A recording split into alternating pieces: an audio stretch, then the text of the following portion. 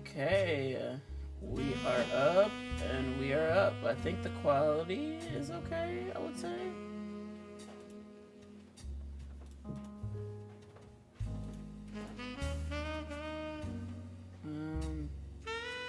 Yeah, okay. What's up, what's up? Now, one thing I gotta do is, hold on 1 second. I do need this. I have to reset a few things, but we are up and it looks good.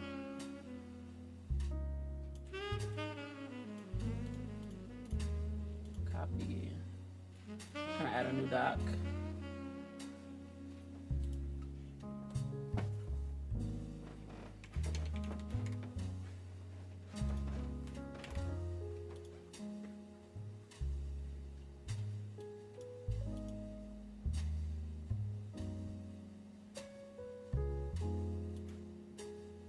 Okay, so I gotta sign in.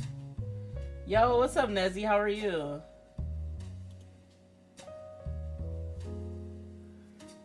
Oh no, they want me to sign in.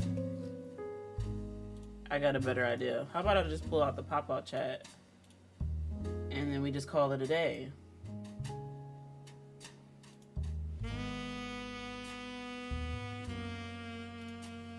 Alright, I'll put that like over here, I guess. Man, it's actually doing pretty good. That's cool. It's lit. Okay, so it's been a little bit. It's been a little bit. But I don't know. I'm excited to be back. I don't have everything set up still, but I feel like it's about time, right? I found a couple games. I got in the backlog. I'm like, okay, I got it down. It's actually my first time streaming on YouTube in a while. You see, you good, come back slowly but sure. I feel that. That's kind of exactly what I've been doing. I did a little test stream.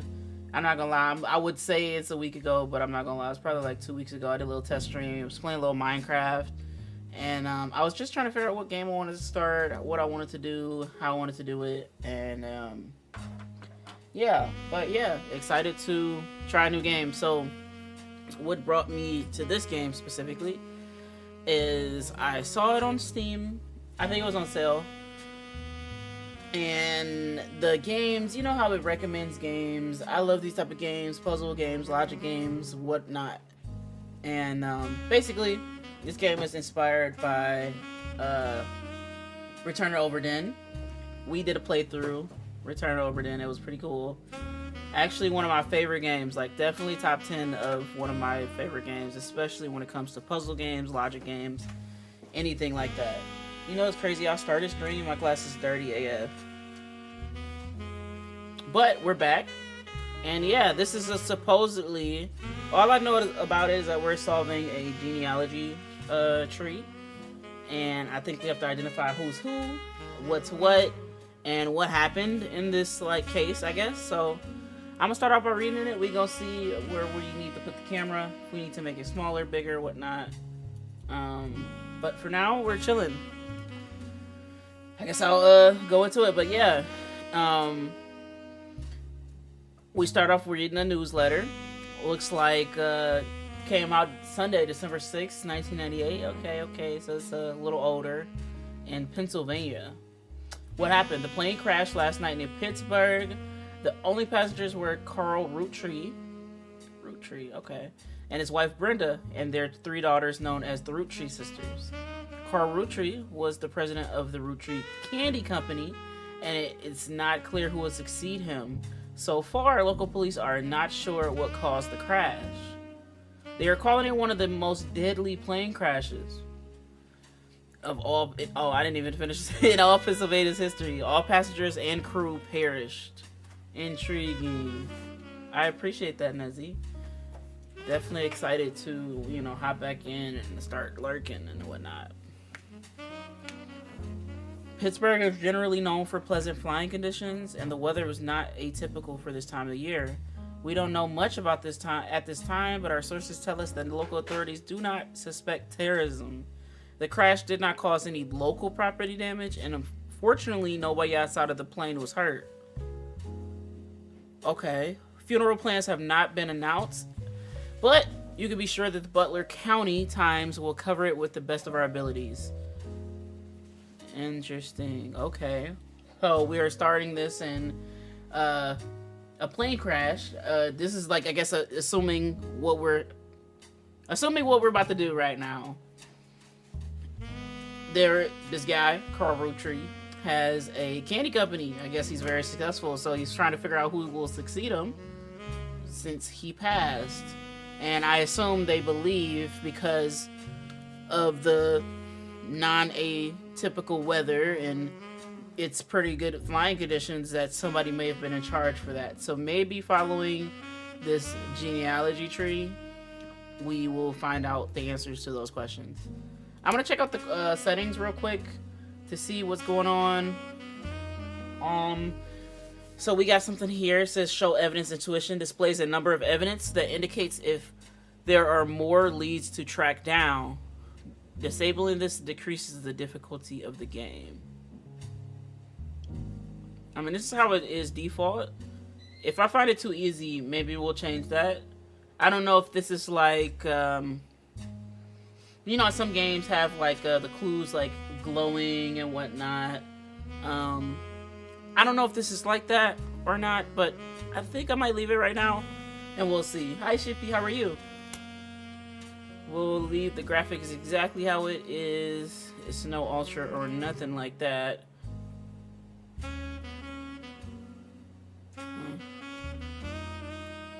Okay. And we got everything together. Reading font size. Let's make that large. I feel like it might be a little bit better for, viewing purposes. And I think we're good to start.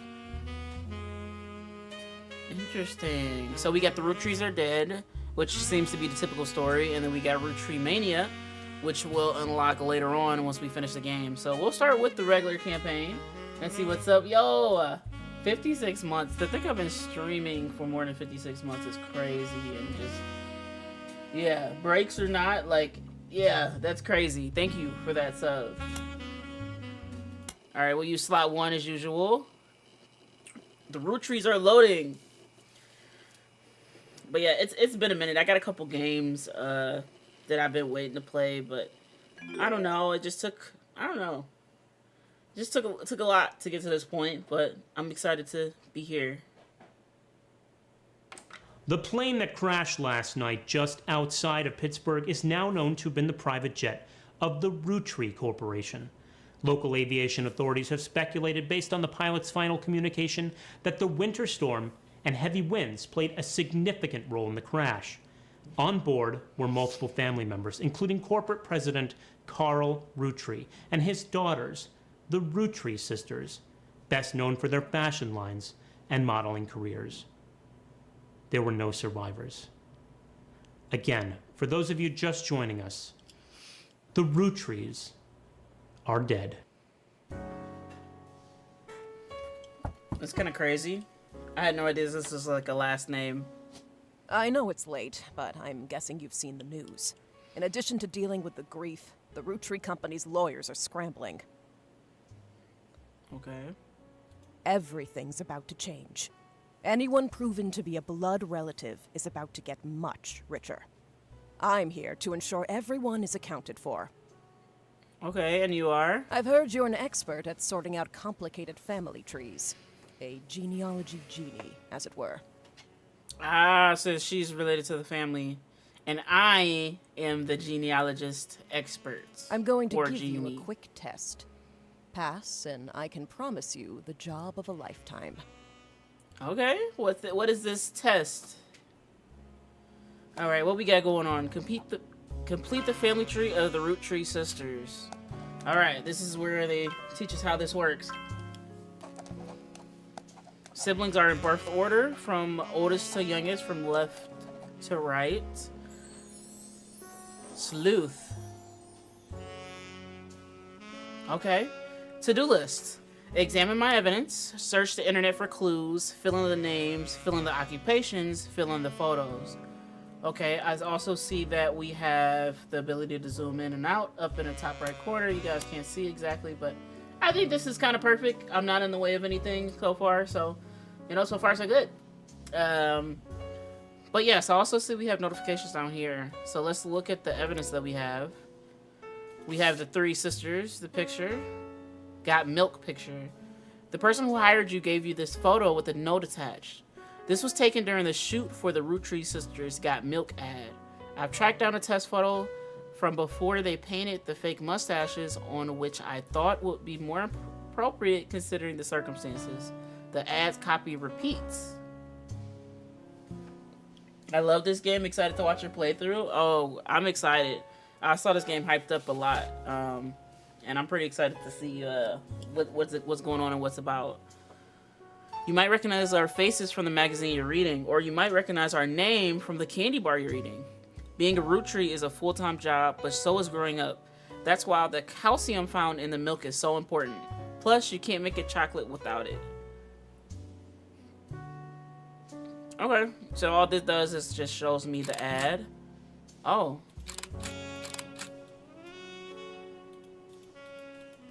I don't know what that was, but okay. We took pictures of them. Let's see this other evidence we got. We got a list of names. Okay. Roottrie. There's a lot of Roottrees on here.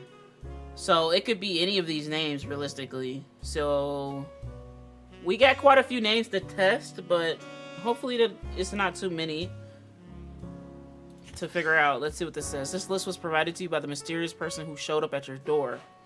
You'll need it to fill in the family tree. Woman, blank Louise, Anderson Gwynth.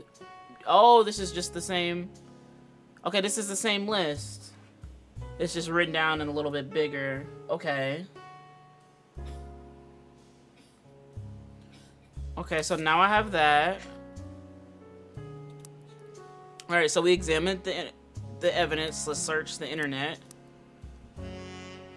Okay, we got a welcome text. Welcome to the information superhighway. Thanks for purchasing a new Casio PC. Your PC is equipped with 56K modem, which is fast enough to access any site on the World Wide Web, even those with high-resolution images. If you find anything interesting, be sure to print it out with your included high-end color laser printer, or burn a music CD disc to listen to later. If you want to revisit a search result, be sure to Netscape Explorer's new history feature. Happy surfing, and remember, Casio PCs are delicious. Casio PCs are inedible. Do not eat your computer. That is honestly kind of silly, to be real.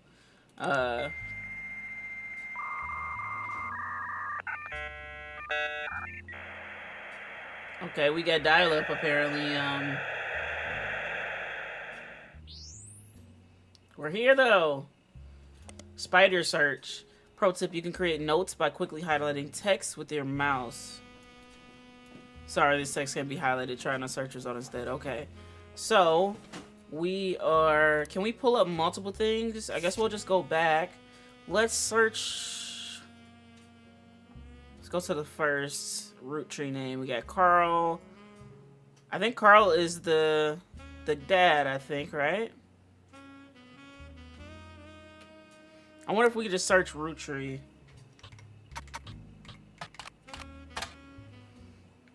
First few pages are filled with news results about the plane crash. Besides that, there are countless advertisements and conversations about the various products made by the Roottrie Candy Company.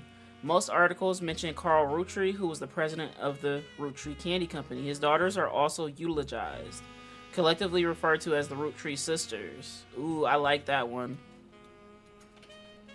They've been famous from a very early age. So, I'm gonna copy this. I'm curious if, like, control... I guess I already copied it, so it doesn't matter, huh? But it does. It does work. So, let's search the Roottrie sisters. Huh.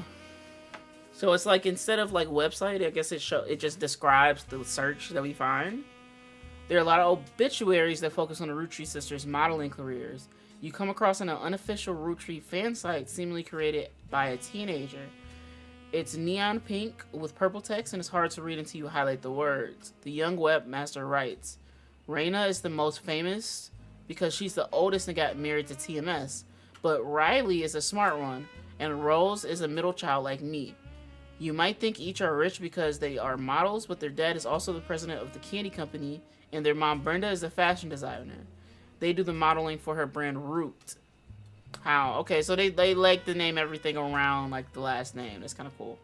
I eat Roottrees candy all the time. My favorite are Maple Crisps.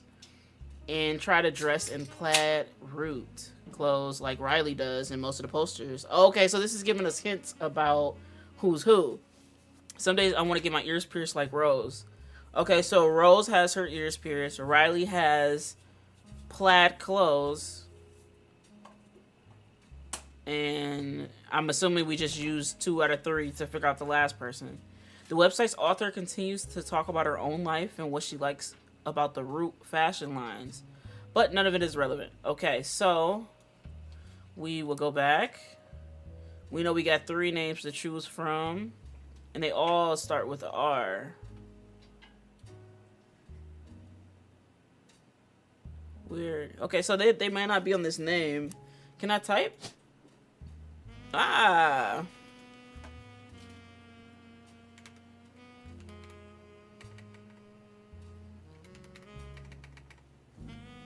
Huh. Okay, so I thought it says Raina, Rose, Riley.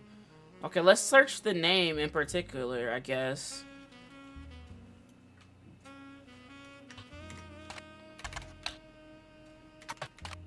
Rose Roottrees. Rose Roottrees is not his popular sister. It don't lead to anything different. You know what I could start with? I could start with the different things that the people are wearing. So we just start by putting in the birth order. I mean, these are probably not the exact birth order, but just assuming how young this girl, she looks younger. So we'll just do it like that. Oh, oldest to youngest. Oops, I messed up actually. You stay there. Okay, now fill in the occupations. We have to figure out who they are. Oh, we can go home. Welcome to your notepad. On each page, other than this one, you can jot down important information such as names, family relationships, marital status, sibling count, or anything else you'd like to remember. Tips. Page titles can be renamed to make it easier to remember what you've written on each one. Highlight any text in your web browser or evidence for a quick option to add it to your notes. The entire contents of your notepad are saved. Even when you quit the game, don't forget to check them when you return. Family reminder, siblings, often referred to as brothers or sisters, people that share the... Oh, okay. They are defining what siblings, cousins, second cousins, and third cousins are. So, essentially, siblings are people that share the same parents. Cousins are people that share the same grandparents, but not the same parent. Second cousins are people who share the same great-grandparents, but they're not the same grandparents.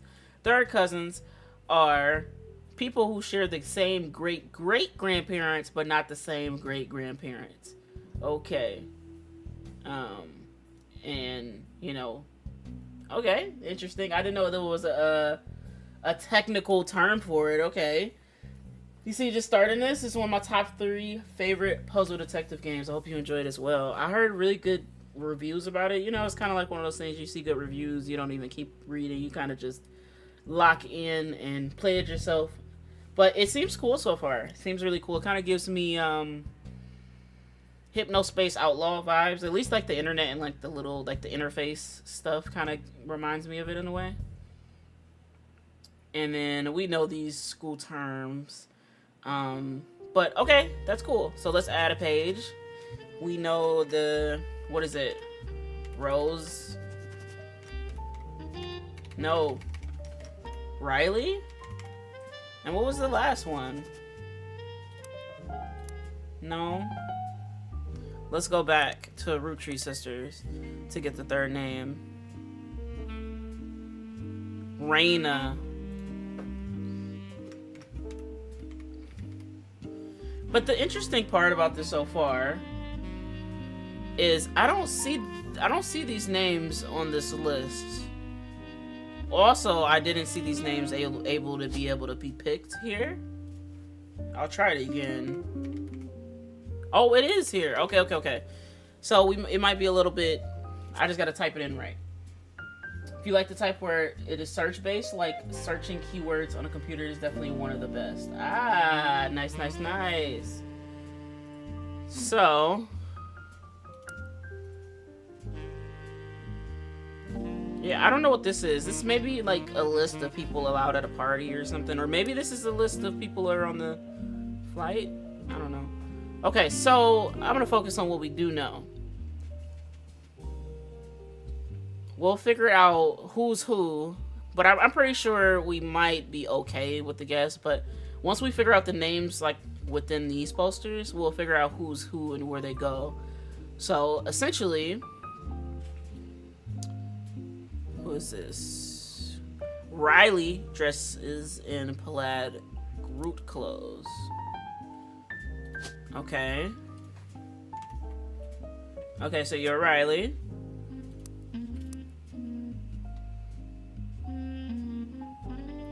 And Rose has their ears pierced.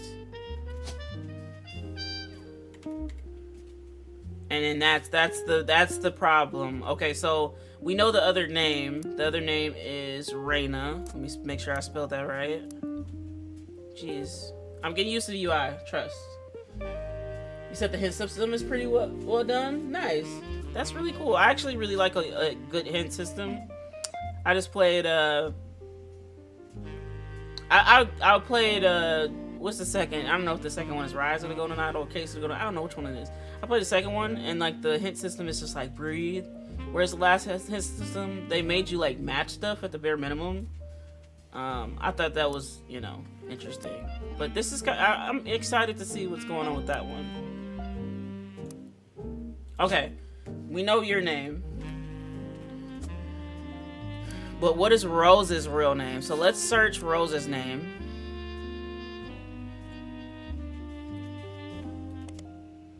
Oh, that's why Rose Roottrees is not as popular as her older sister, Raina.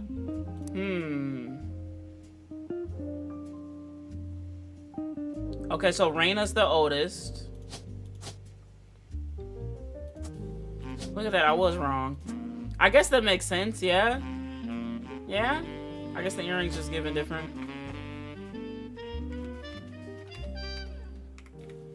Alright, and then you are Rose. We also have their occupations right here as well. Let's go back to that one page. I mean, they're all models, right?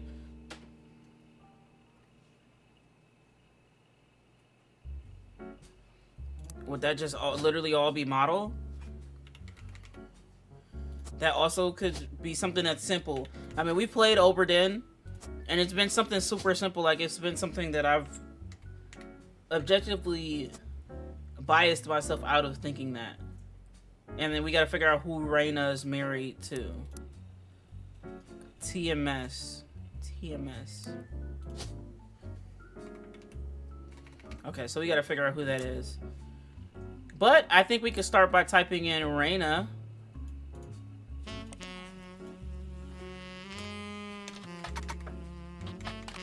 And see what that comes up with.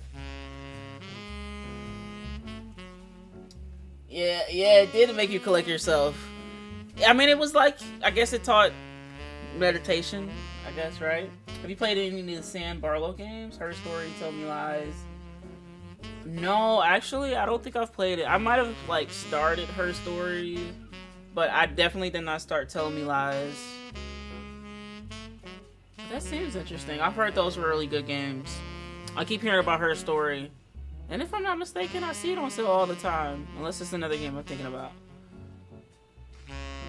There are a lot of obituaries that focus on the Roottrees sisters' modeling careers.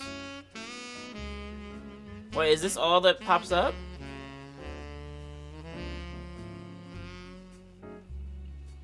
Okay, what else do we have? Oh, this is the hint system. Okay, no. We got this. I want to kind of look around and see what else there is to offer.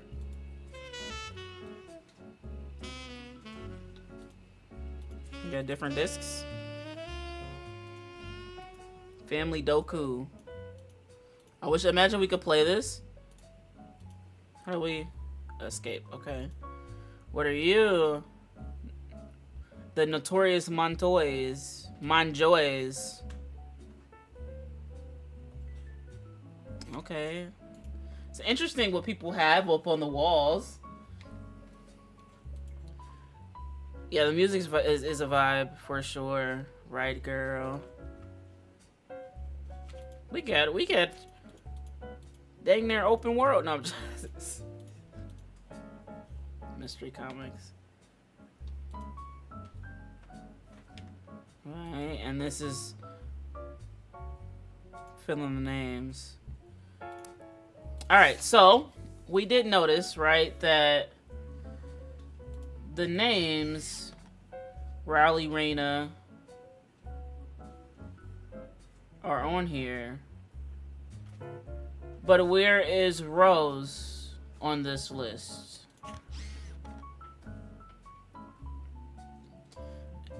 Another thing I'm noticing is I don't see Riley, Rose, or Raina on this side of the list either, which is interesting. There are a couple other names that you could assume are women names that we could potentially search. I think I might take a few notes of a few of them. Oh, you could drag stuff? Hold up. Imagine? Oh, okay. I was gonna say, imagine you could make it smaller. Okay, so I already got these. Let's add a pic. Hold on. Oh, these are different notes. Okay, we could keep this note on page 1. Oh, okay. Delete this. Delete this. All right. So here are some other names I'm gonna write down. Candy. Uh-oh, no, I didn't.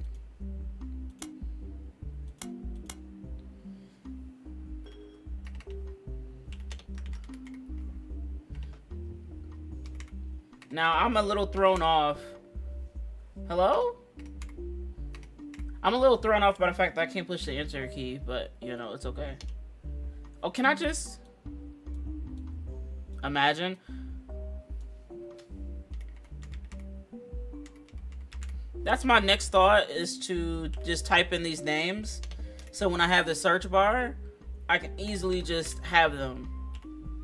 Because my thinking is, if her sisters are on the list, maybe she's on the list under a different name. Or did they say she was married? Somebody's married, which will mean they might have a different last name if they are. Wait, I see some Roottrees over here as well. Oh, I forgot it's separated by men and women. But this is the sister, so you know, regardless, she's not gonna be on this side. I don't see like Rose up here. I wonder what this is about. Eloise blank. Like, is that Rose Eloise? If that makes sense, because who else would it be? It's a few more names I'll write down. You know what?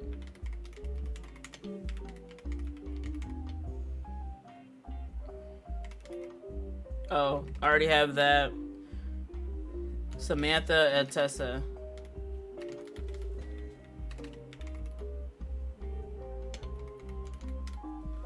Okay. And then I will write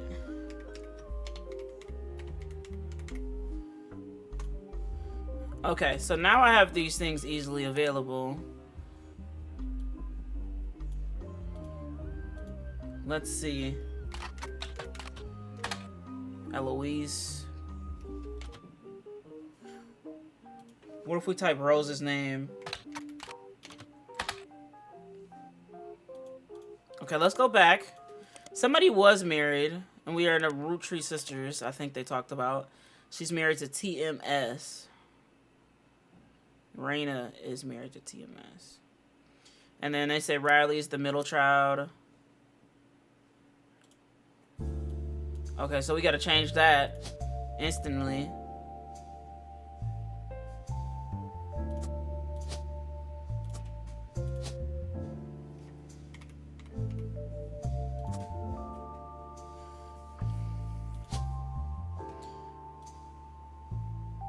It's kind of interesting. Oh, we could do unknown male, unknown female. Okay, okay.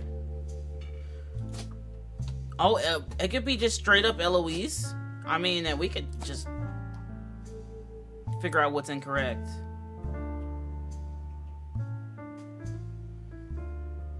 I mean, obviously, probably Eloise, the name itself is incorrect. Oh, you know what else we could do that we haven't done? I wrote down all these names for no reasons. Guess you can't count on documents. Yeah, I don't think I can always. I think they got the name is wrong.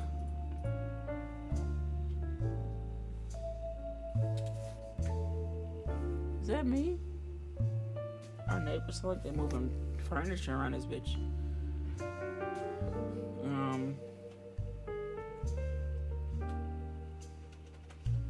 Huh. TMS? TMS is a common abbreviation for the early 90s teen horror throb Tommy Mark Sheridan. We'll need that name. We want to highlight that and put that here. Yep, perfect. His first credited role, Thomas Sheridan, was a soap opera called The Time Marches Onward. He skyrocketed to popularity after his starting role. Hold on. I closed one of these things. Okay. He skyrocketed to popularity after his starring role on the sitcom Brother Trouble. Since the end of Brother Trouble, he has often been on the cover of tabloids for his supposed drug use and more. Recently, his relationship with Raina Roottrees.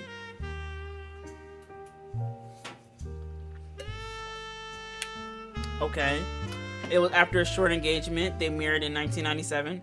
So they were still married, I'm assuming, about his time. She was only 19 and he was 23. Intriguing. Okay, so we need this name. I'm curious if anything else... Oh, no. I gotta...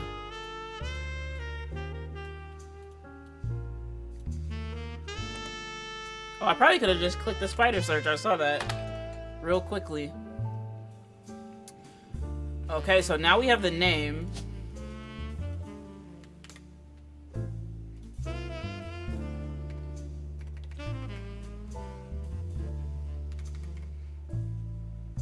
There we go. Sheridan Thomas. Okay, so now what we know is incorrect is Eloise. And maybe potentially the occupations, but I'm assuming we can say that they do model the Roottrees sisters.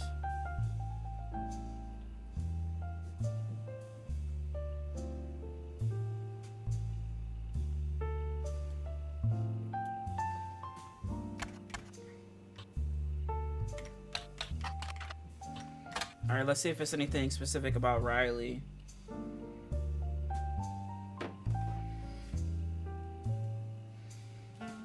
Nothing very specific, huh? Very intriguing. Okay, so...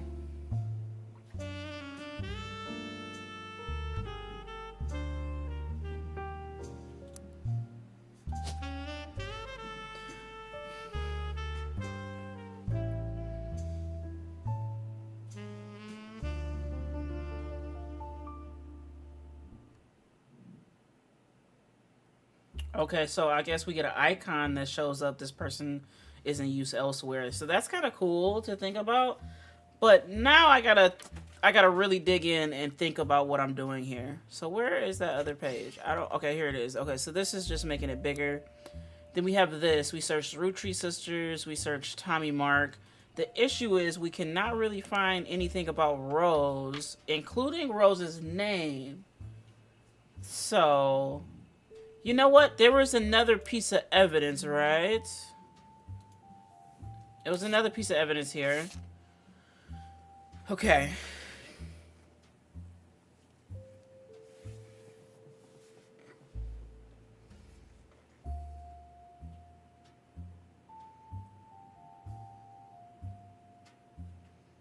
I mean, a model for the candy. I mean, that seems about right for occupation. I was hoping this had anything else. Show text items. Yep. Let's see. All right, we might be looking at getting a hint, but I think we can search a few more things before we were to try to do that. Let's see. We got a couple names that we could search. Nothing about Candy. Carly. You discover a trivia page that lists common trick questions. The answer to what are the first names of the famous Roottrees girls lists the answer Raina, Carly, and Riley. The explanation below answer states that Rose was originally born Carly Rose Roottrees. So Rose is just a middle name. Nice. Somewhere in the early 90s, now preteen Carly strongly expressed her dislike for her sister's RH name. I mean, I would understand, because, come on now. Are they triplets? No. And also probably confusing, right? Ro. Okay, so we are Carly. Not Carl. But the funny part is, she didn't like her RH name, but she changed it to her dad's name with a Y. Oh, and something's still wrong. Okay. Maybe it's the order. Right, and the order also could be right. Different than we thought.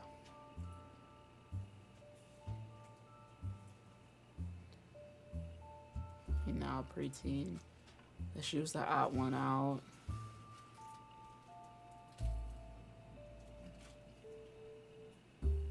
Second daughter. I knew I had that one right. I was like, that doesn't make sense. This looks like a younger person. And then we get Carly. Not Carl. Carly. And we get Riley. There we go. I guess first little thing. Hey, I guess she didn't like being the odd one out with the R name. Yeah. But, I mean, she repping the father's name, you know? Booyah. You also like the following option entry. Sheridan Thomas. Okay. Well done. 3 out of 50 blood relatives. These 3 entries are correct and have been locked. Okay, so in that same type of thing to where it's like, like this is like Obra Dinn. I assume that in 3s we unlock different things, if that makes sense. So yeah, I guess we got 47 more people to Sorry to test figure you, it out. but I had to be sure you could use the internet. Some folks refuse to get with the times. Safe to say, you're hired. Thank you. We got the job. The reward for untangling the family tree is substantial. Life-changing, even. But here's the catch. What's this catch, sis? The Roottrees go way, way back. The family tree's a bit daunting. Most people freak out the first time they see the whole thing. But I'm sure you'll be fine. We'll be alright. Come on. What? 50 names? The man Come on who started now. it was particular about whom he considered family.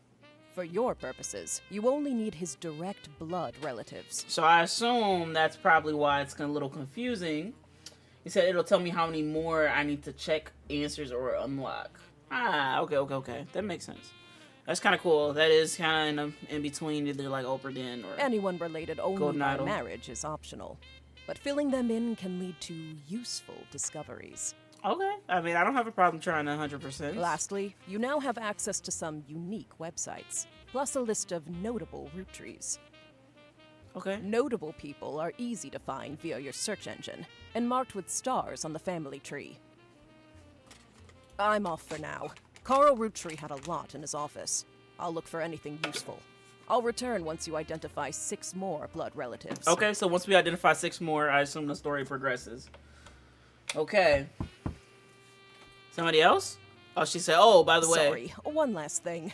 This might sound odd, but if anyone else claiming to represent the Roottrees reaches out, I'd appreciate you not mentioning I was here. Thank you, and good luck. Who are you, random lady? She didn't even tell me how much money I'm gonna earn. Hey, is it worth it? Okay, so it's very specific who they want us to identify, I think.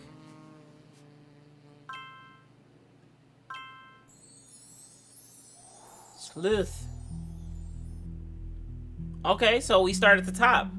The Roottrees Candy Company. I need 3 or more blood relatives before they will lock in.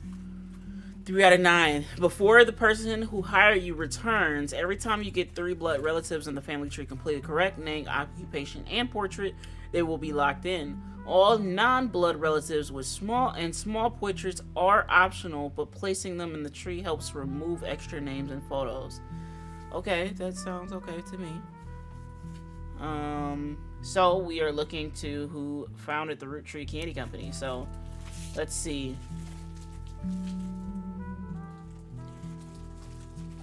Easy to find online. Okay, here's a list of notable Roottrees. The person who hired you gave you this list and said everyone on it can be found easily via search engine. Alright, well, I kind of want to search Elias and Gwyneth, because I see Elias and Gwyneth. Hold on. Please. I guess we'll highlight everything if we need to.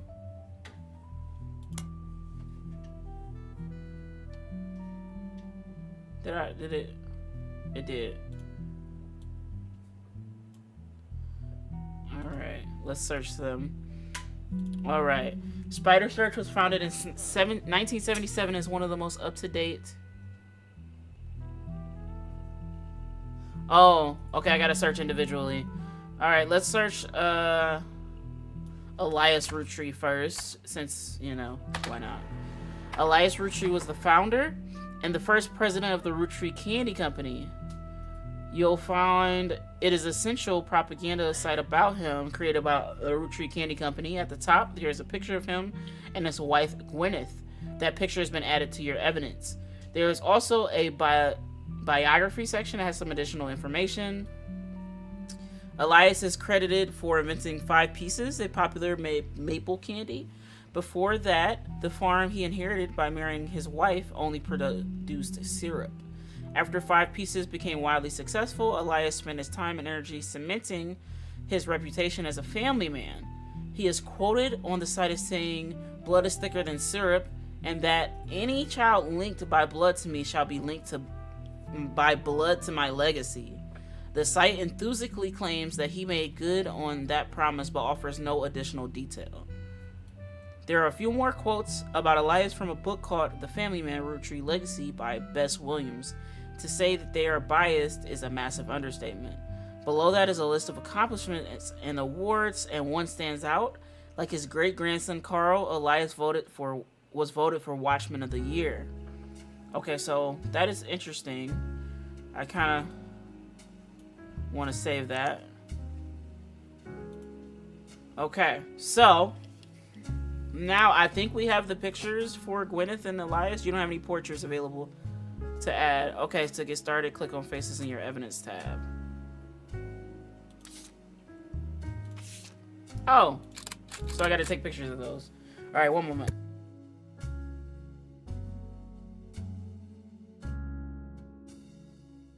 Okay. Okay, so now we have the photos.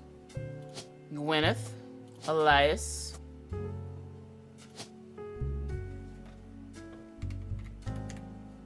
Oh.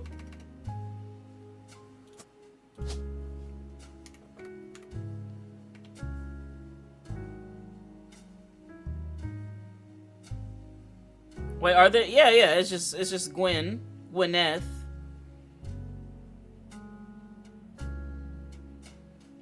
Okay, so we gotta go back.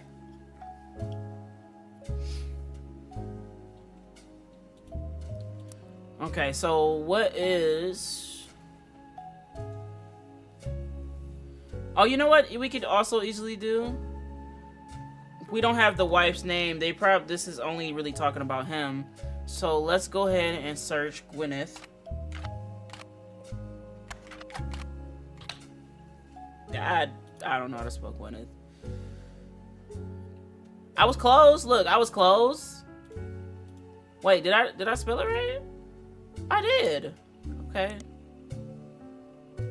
You find some information on a website. The first Anderson maple farm. Oh, okay, so we were right. There are a few pictures, including a famous picture of Elias and Gwyneth. That photo was added to your evidence. Before marrying Elias, Roottrees, Gwyneth was Gwyneth Anderson.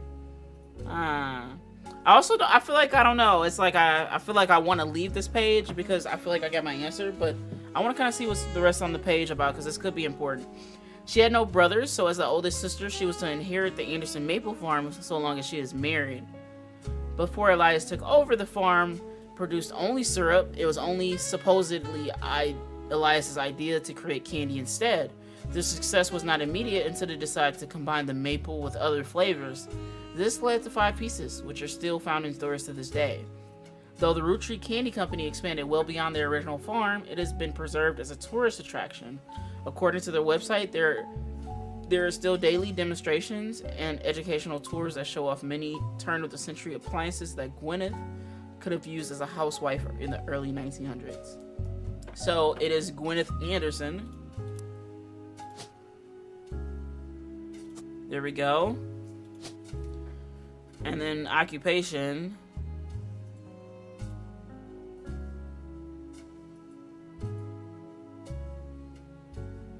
So would they not be like CEOs? You know? Because she inherited her farm. It doesn't say exactly. I don't think it exactly talks about what she did before. This is not immediate. I guess we could only try, right? No. Once you verify this person, you'll be able to add bonus photos. Okay, so let's go figure out the exact occupations of these people. We do have more evidence that we didn't exactly look at. We got these 5 pieces add. There's 5 flavors because the inventors had 5 kids. Maybe that's why the kids still love them. Okay. Interesting. Interesting kind of thing. There's, let's see, we got cool chocolate, so strawberry, power plum, awesome apple, and bad blue raspberry.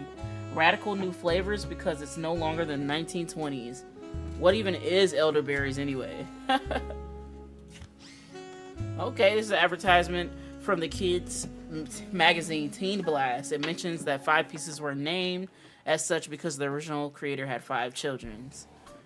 Okay. Let's see what else we got. We got this door news alert. Oh, is this kind of like a drawing of what happened since we came here? The Roottrees sisters and their parents died in a plane crash December 6, 1998. The evening of a shadowy... Oh. Yes. Okay, so this is kind of a summary of what's been going on. So essentially, this is talking that the shadowy figure appeared at the door, asking, "Can we help sort out the family tree?" They gave us a test, and they gave us access to some of these notable root trees, and that's why we're here. So, what I will also look up, I guess we can just continue to look up some of these names. We already looked up Carl Roottrees. We already looked up Gwen Roottrees. I kind of want to see, is there anything that we can search? Maybe we could search Gwyneth Anderson real quick. Yeah, we'll just straight up search it because we already got the name. You find some information on the website. Is this the same thing? Yep, same.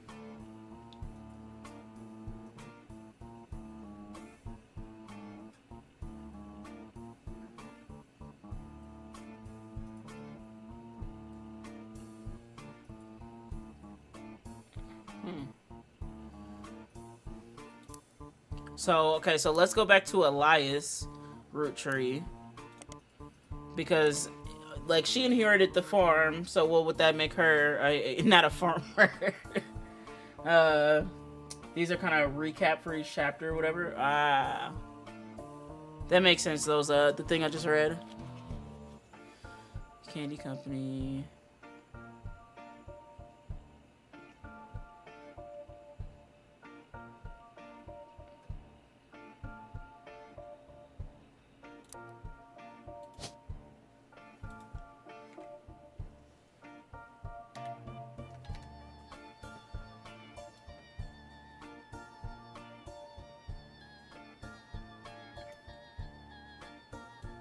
Does her family owning a farm necessarily make her a farmer, though? I mean, firefighter.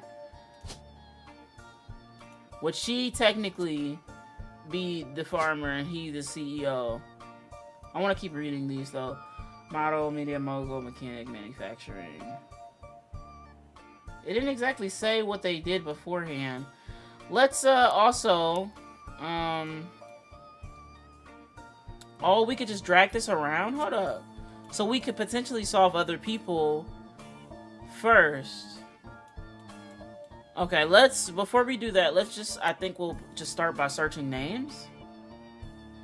Public library. Author name, book title. Periodicals, the internet's largest database of magazines and newspapers.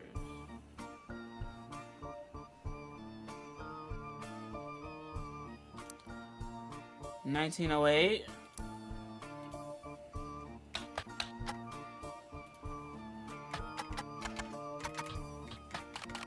Roottrees? Oh, I need a correct magazine or newspaper name?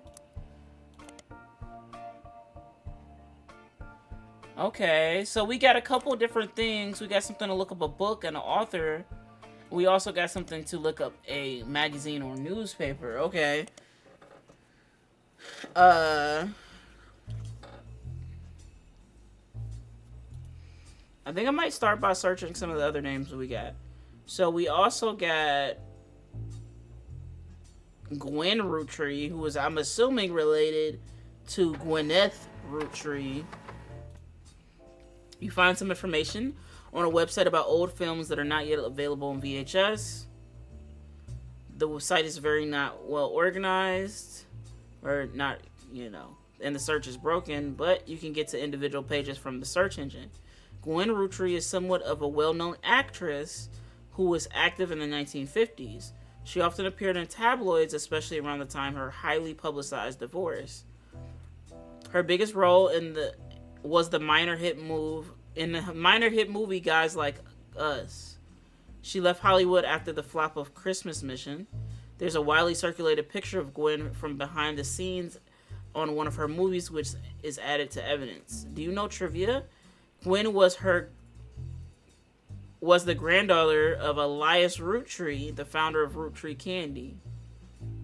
She couldn't have been named Roottree, but her father took her mother's famous last name, which is quite rare in those days. Okay, so that helps us figure out who Gwen is. So Gwen is a granddaughter of Elias, right?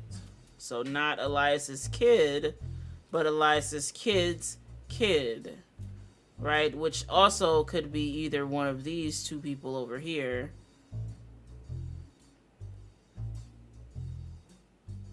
I would assume, because they got stars by the name.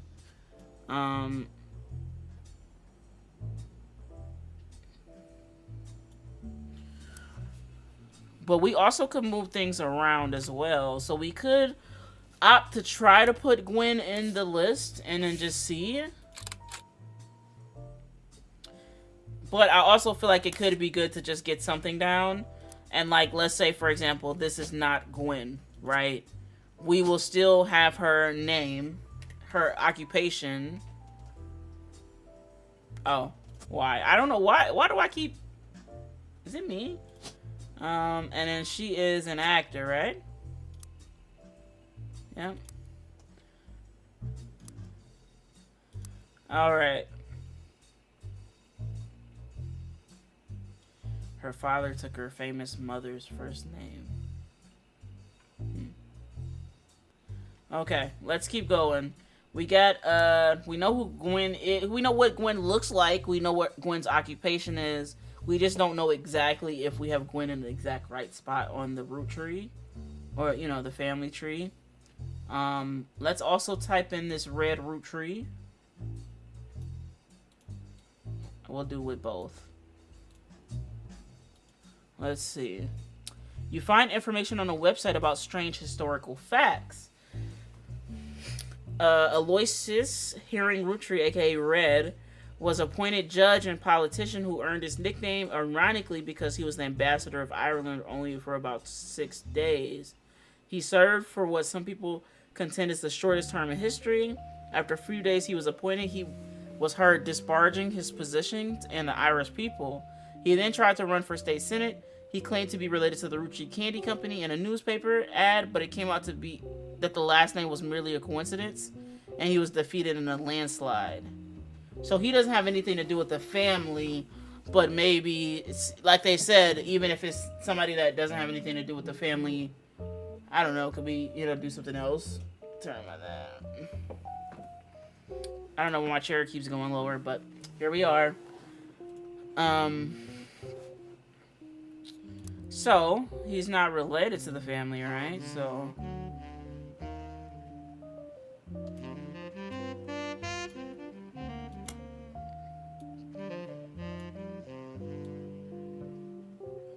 I guess it doesn't mean anything to put him in here, I guess. But, okay, let's go to the next name. We need Jim Roottrees. Music is very much a vibe. It's very relaxing. It's kind of like anti-rage music, Not like I would rage, but kind of like these games you could get frustrated if things don't work out. But it kind of gives the vibe. You take your time, you work through it. James Roottrees is a singer who sings in the duo Jim and Diamond with his wife Diamond LaRue. The duo, according to many sources you find, is considered a one-hit wonder due to the disco song Rollin' On Down to the City. Now it's now found in your evidence folder. We get to listen to the music. That's kind of sick if we do. Although Jim writes the majority of his songs, plays the guitar, and often sings, Diamond is considered by the fans to be the band's lead singer. The band has never had another hit, but it has fans who refer to themselves as Diamond Dazzlers. The rest of their music is more folksy and acoustic than the one song they were known for. Jim and Diamond have continued to release music through the 80s and 90s and early 90s. Other albums you'll find mentioned are The Cherry Tree and The Sound of Laughter. Jim has become a bit of a recluse, and he hasn't made a public appearance since 1996. Okay. So maybe we could search James Roottrees. Maybe we search Jim and Diamond. Same thing. Okay, let's peek at what will get added to our thing. Rolling on down to the city.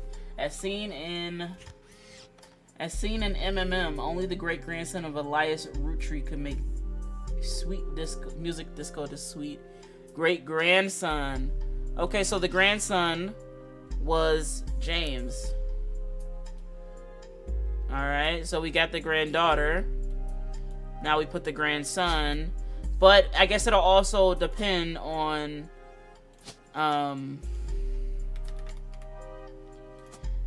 this also depends, right? Because these also could be swapped, and it depends on which one of these two people have a sibling. He says Loki helping me paint a sweater. That's so cool. Oh, he's a singer, right? Singer, sing. Musician. Yeah.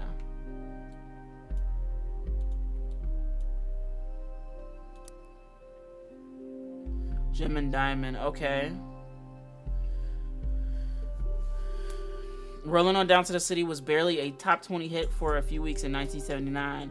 According to the liner notes, it satires how a part of society was content to remain indifferent to economic inflation and civil unrest in the Middle East unless pop culture tricked them into caring. Somewhat ironically, listeners didn't seem to pay attention to the lyrics enough to trick them into caring. Instead, most of its play came from roller discos. That's kind of silly in a way. The image is from an auction for a sealed copy. It has a sticker that says only the great grandson of Elias Roottrees could make disco this sweet. It is credited to Peter Janowicz from MMM. Music and lyrics by Jim Roottrees, vocals by Jim Roottrees and Diamond LaRue. That's kind of funny. Music and lyrics, just the vocals by Jim and Diamond, specifically with Jim. Jim Roottrees is on the notable Roottrees list in your evidence. He will be marked on your chart with a star. The lyrics of the song contain no clues. Lyrics. We're rolling, rolling, rolling down on the city. Hold on, can we? We're rolling, rolling, rolling on down to the city.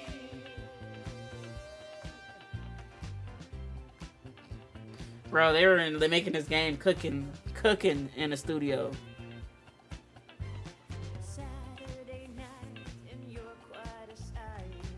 Why they give me that? Okay, I'm not gonna do it. But they literally, I appreciate you, Shippy. They literally give me everything I can if I wanted to do karaoke right now. If I really wanted to.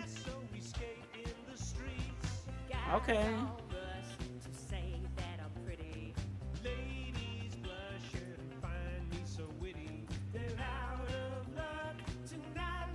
I mean, it is a good song. It's a...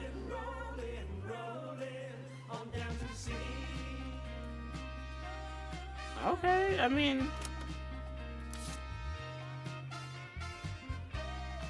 Okay, we just got the song playing. That's kind of sick, low key. All right, so we got him in there. Let's keep searching while we listen to this funky music. Let's look at Lauren Roottrees.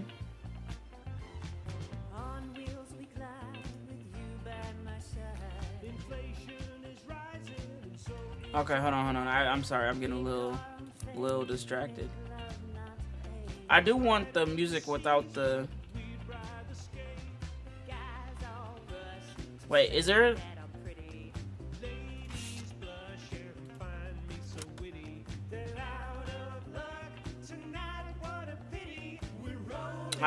So we gotta listen to it. We're stuck.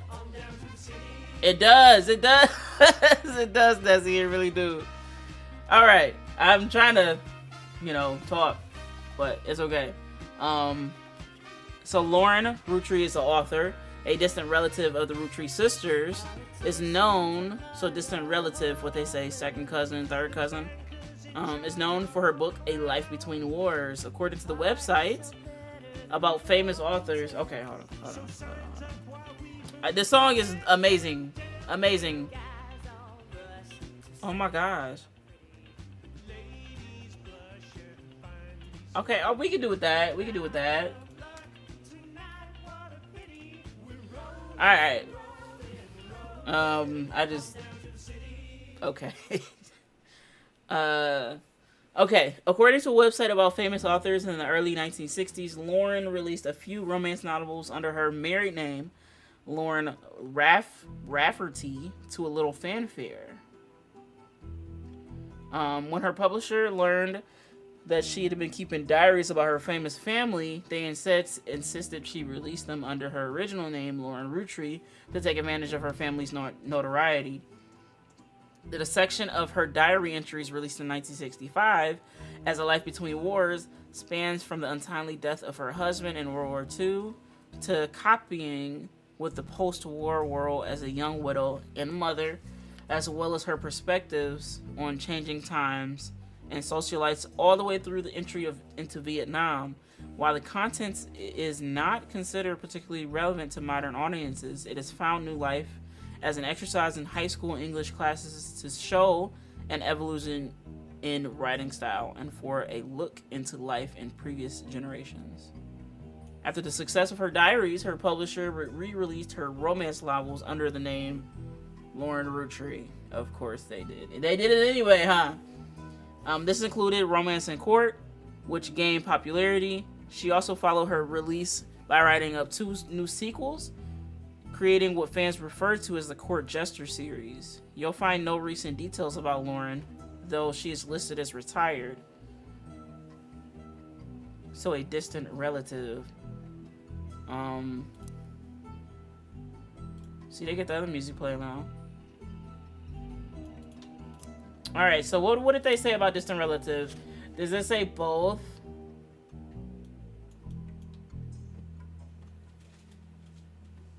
Distant cousins. Okay, so these are not even distant cousins. These are distant relatives, right? So that means Lauren Roottrees would be probably like over here or over here, I feel like I got these people in the wrong place, but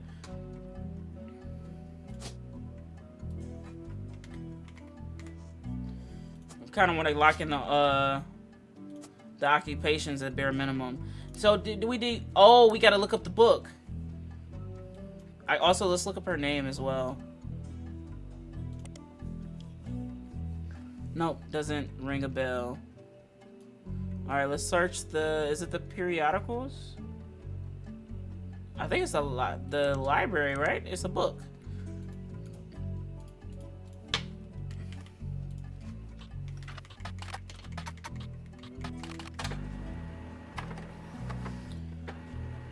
Okay, hardcover student edition, republished in 1993. Seems like you hit the jackpot here. This is a book occasionally taught in schools. You even find a hardcover edition for students that has a full-page, high-quality pictures in it. A summary of the contents of the book, photos, as well as particularly relevant entries from the diary have been added to your evidence. Okay, so we just got a lot of stuff. So we got... Okay, we got a whole bunch of different people. Lauren's diary contains some labeled pictures. This is the 5 pieces. Ah, so these are the 5 kids of Elias based on the candy, right? 1, 2, 3, 4, 5. Yeah, so these are the pictures are the 5 kids, I believe. Caption: this picture was famous in our house. Pop even had it framed. That's him on the left.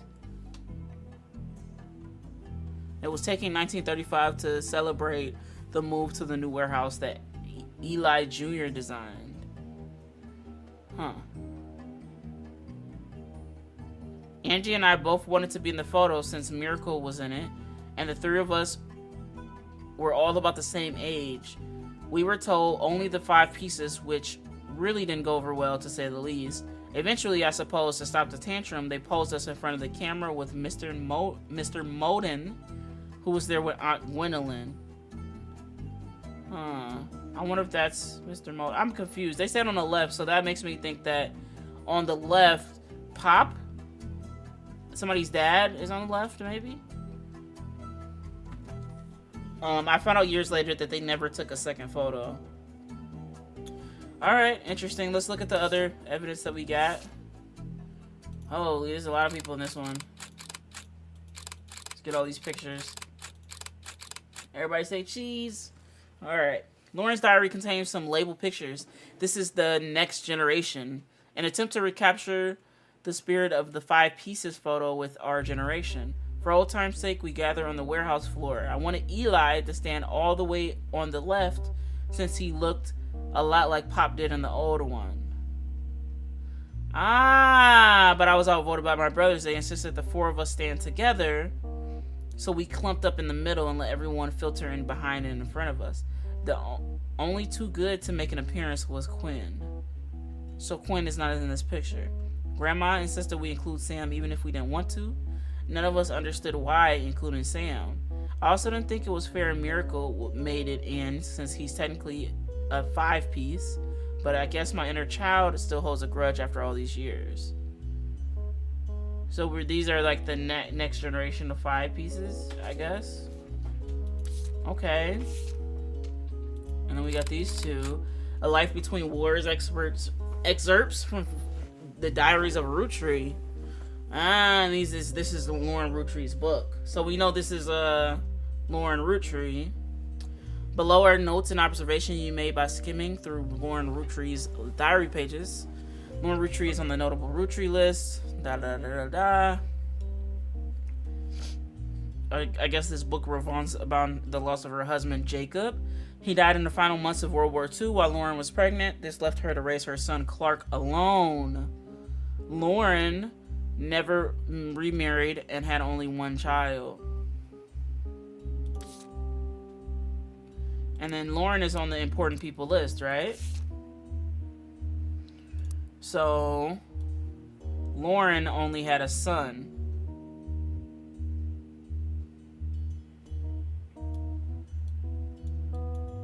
So I think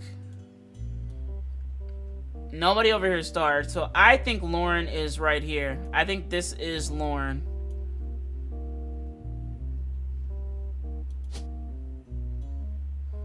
What that means, we gotta move James. So let's move James real quick.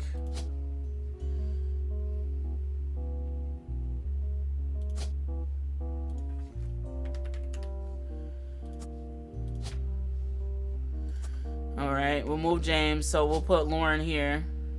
I forget which picture was Lauren. Is it this one?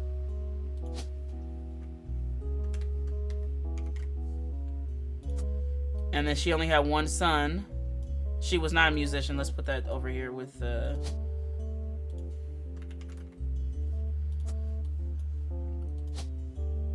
then we looking for author. Alright, and then did it list the son's name? What does that mean? I wonder what that red thing means. Oh, that red thing means it's not family, right? I think. Okay, let's go back to here. Oh.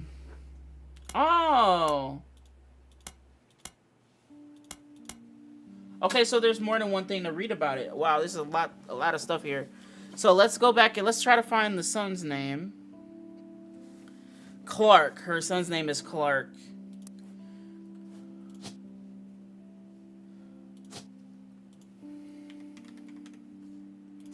Clark Rafferty.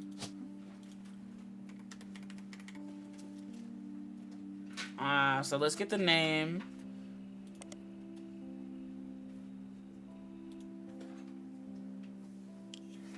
Jacob.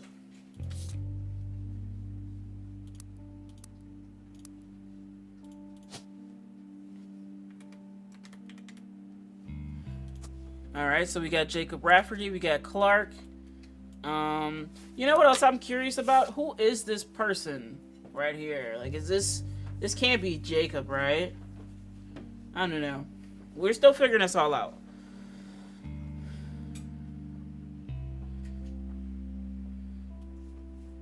Oh, she was the granddaughter of Elias and Gwyneth on her father's side.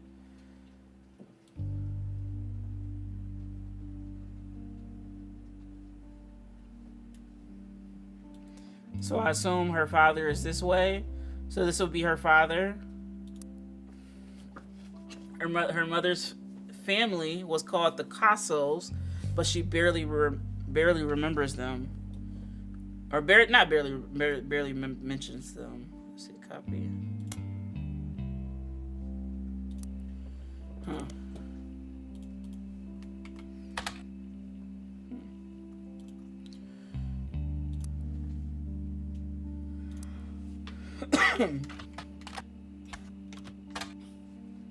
Interesting. So not the last name either.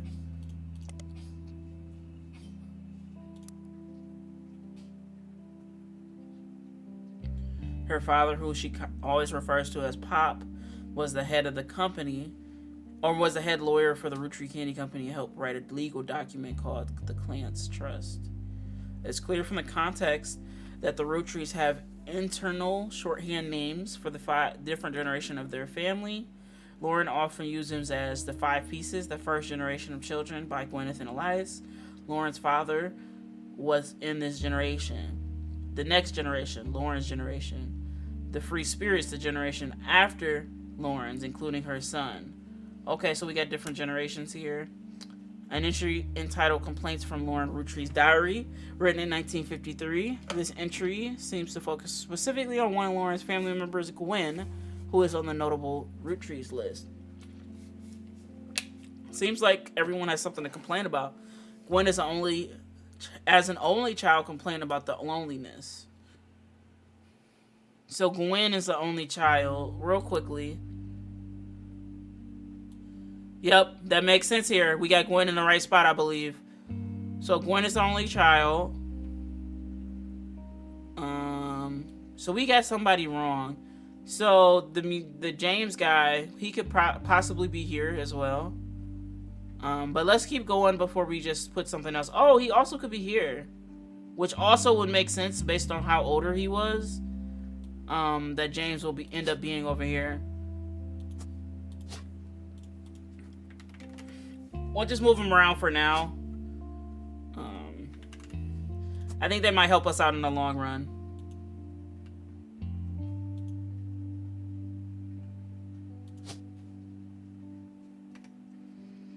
Alright, we'll just fix that later.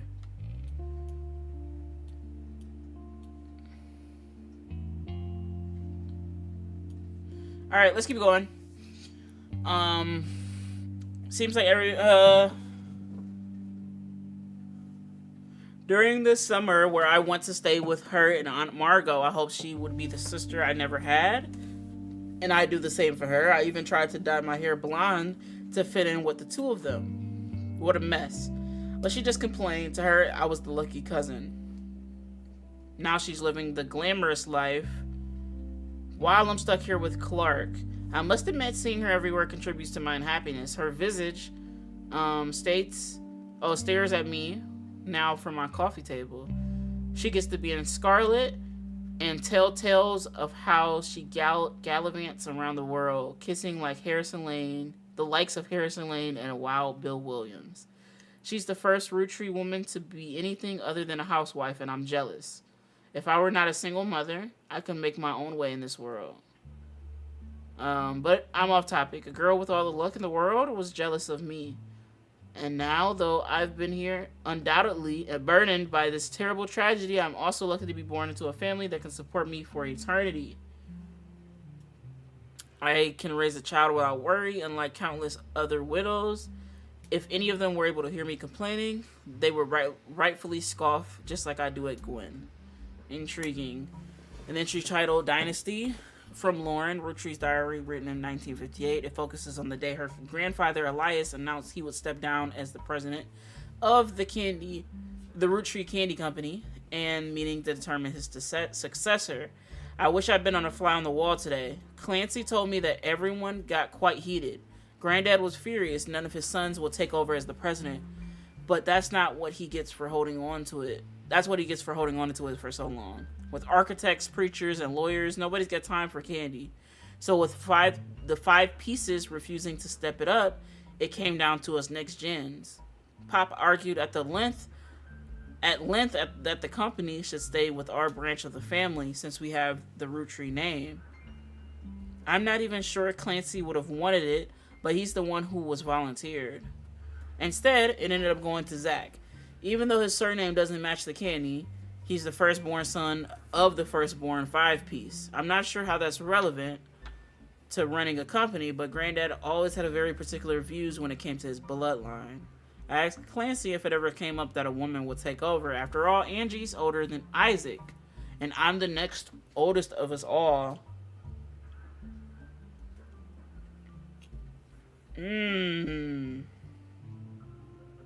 Intriguing. That's definitely something that we're gonna use later. The age of them. But he just laughed. I'll never forget the cuss words Pops used to use when he told Ma it wouldn't go to us. Mother, the ever quick-witted, at least catty remarks, countered back maybe they wanted it to go to the only family member of the family who looks like he samples the product. That's crazy. An entry titled Sam from Lawrence Roottrees' diary, written in 1963. From a previous entry, you learn that Elias Roottrees had given in to his wife and announced that Sam, an obscure relative, was to be included in the family gatherings. Gwyneth had been pushing to include Sam for a long time. Lauren writes, "Why Sam? I've had many distant relatives I've never met. After all, Granny had sisters and Granddad had a brother or two. But I was told trim the branches from the family tree, so why is Sam special? Nothing adds up. And I'm not the only one to realize." Was somebody cheating? Was somebody fucking around? That's what I'm thinking about right now. Angie summoned all the next gens to a secret meeting in Zach's office. Gwen's in Paris, but the rest of us, including Miracle's boys, spent ages trying to unravel the mystery. I didn't recognize Sam at Uncle Junior's wedding to Patsy last year. At the reception, when I asked who Sam was, Pop shushed me and said it was complicated. Clancy swore he saw Sam working alongside the farmhands, EC and John, when he used to drive past the old Anderson farm on his way to work. Upon hearing that, Zach checked the records and managed to confirm all three are on the books. Eli, Miracle's youngest, not my brother, even chimed in. Apparently, when he was riding his mini bike alongside a farm a few years ago, Sam gave him some old tools and taught him how to make the bike's engine faster. None of us think that proper for a multitude of reasons, but Eli certainly seems thrilled. At the end of the day, nothing explains why an outsider has cozied into the family affairs, especially one who works on the farm of all places. Whatever happened to blood is thicker than syrup? Why is Granddad making an exception now? That is very interesting. The guy has to be related to the dad or something like that, or maybe something he doesn't want people to know.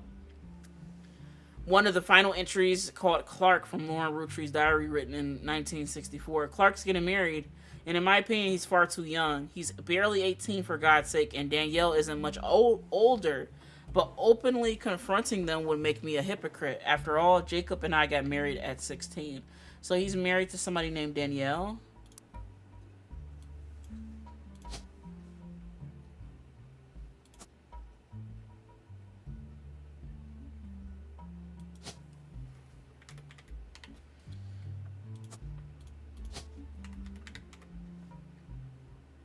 I wonder if that's the actual name. We'll see. We'll keep on reading, but I put that there just for now, just so we got a kind of a general gist. Clark, like the rest of his generation, is a free spirit. What else do you call a group of kids growing up with more money than any person can spend? They all aspire to be musicians and artists and dancers and all sort of nonsense. The only one who has any discipline is Carl, but that's because Pop forced Clancy to send him to academy. Maybe I'm just getting old, but our generation has never been so bad. My brothers all seem to pursue paths of knowledge, and the most rebellious thing of any of us has ever did was bringing home someone who would be illegal to marry if we lived anywhere else south of Pennsylvania. Pop seems to have gotten over it because Edward is set to take over his department once he retires. As for me, my first published book, Swashbuckle My Heart, is based on pirate stories I used to... Let me copy this, hold on. I used to invent with Jacob when we were walking in the woods after school. I think he'd be proud that Clark and I are carrying on his name. Even my cousins are doing well. Zach's not a bad president after all, and his sister seems to be doing a good job raising her twins. Huh. So somebody got twins. Zach and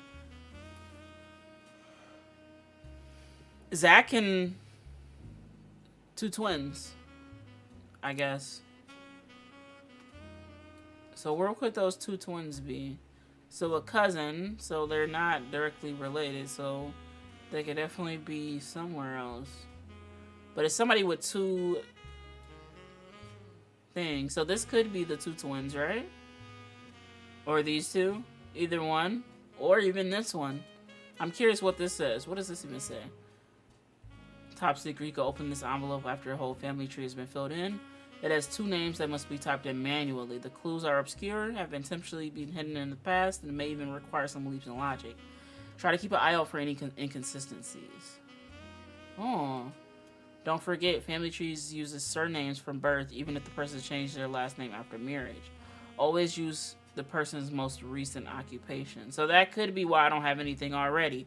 Because it's saying, basically, every time you get 3 of additional blood relatives in the family completely correct, they will be locked in. So that means even if we did have Lauren and Gwen there, we will still have to figure out more about James and whatnot. Okay. Was there anything else? We read this. What else in the evidence that we didn't look at? I think we looked at everything. There might have been a name or two that we didn't quite get the chance to search. We got the Miracle Jr. Maybe search that. Okay. Miracle Jr. doesn't go by his full name in a promotional materials. Instead, he is shortened to Miracle Jr. Miracle Jr. is a televangelist who is part of the Miracle Network. He used to have a show that aired on local access across many stations in the northeastern United States. According to a website called Clergy Watch, he was exposed and subsequently charged with conspiracy to defraud the public and 1978 when he claimed to have healed someone in a wheelchair. After a news expose revealed it was his wife's Edith's sister in disguise. Okay, so we got the name. The author also mentions that Edith had a bit of a checker past herself, but doesn't clarify. He has since lost his television show and instead goes on tour across southern United States where he is not well known before the scandal. Okay, so this person is Miracle Jr. and his wife's name is Edith.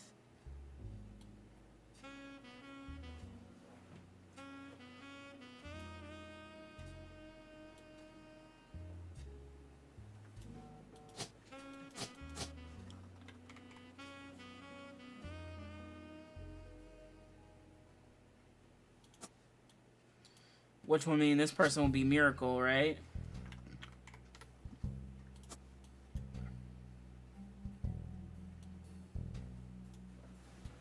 Honestly, does that make sense? I guess it does. You don't always have to have just one kid for them to be like, this one to be Miracle third and then the other one to be something totally different, I guess. Very intriguing for sure.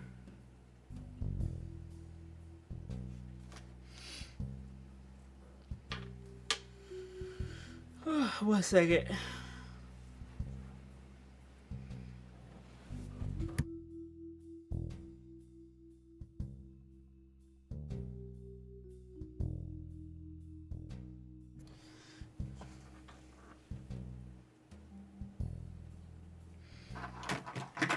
All right, so let's keep going, I guess. Let's go back to the evidence page. Did we get everything on there? We got Miracle Jr., Quinn, Carl. So let's keep going. Let's keep searching. Oh, you know what I also want to search? Watchman of the Year. Is that, something that we find? Business Watch Magazine is a magazine focused on companies, CEO, and the economy. They have been around for over 100 years in one form or another, and will often write about major changes in management at famous companies. Every year, they often award a prominent businessman who was further the field. They call this Watchman of the Year. You find through a few searches that 2 Roottrees have been featured as Watchmen of the Year, Elias Roottree and Carl Roottree. The Business Watch does not host any online archives on any site you can find via spider search. Though you might be able to find individual articles and issues through your periodical search. Okay, so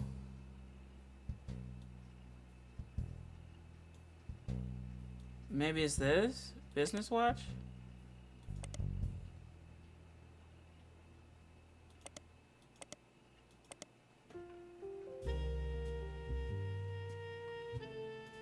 Business Watch magazine.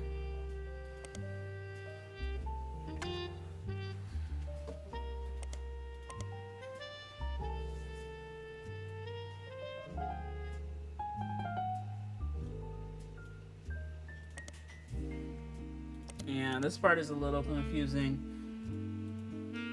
I might take our first hint, I'm thinking, because I'm not exactly sure.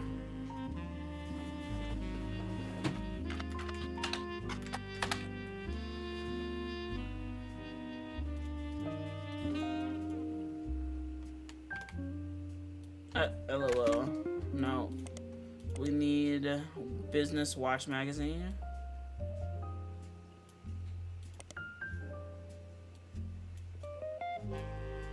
And I feel like that has to go here. Copy, paste.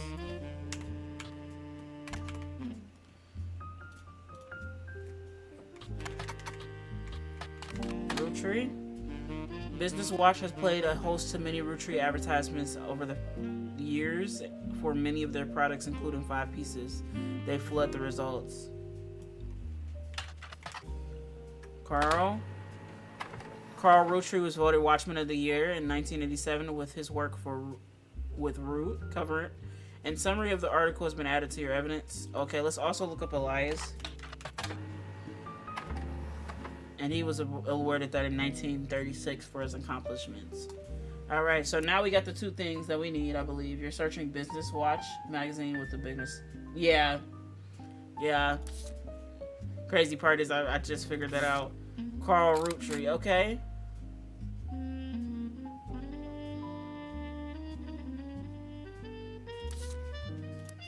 And Carl, if I'm not mistaken, I initially thought that Carl was the dad. So off of just maybe intuition, right? And also, right, Carl? Where do we just see Carl's face? Right here. Boom.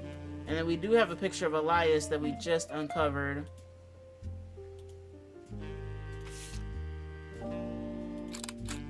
As an additional photo of Elias. Oh, so I can't... I thought I can verify this person. Oh, I can. Okay, let's see. I guess what's the point of adding multiple photos, if that makes sense? I don't know. Maybe it might help me later. Alright, let's go ahead and read both of these. Elias Roottrees was voted Watchman of the Year by Business Watch in 1936, and a painting of him appears on the cover.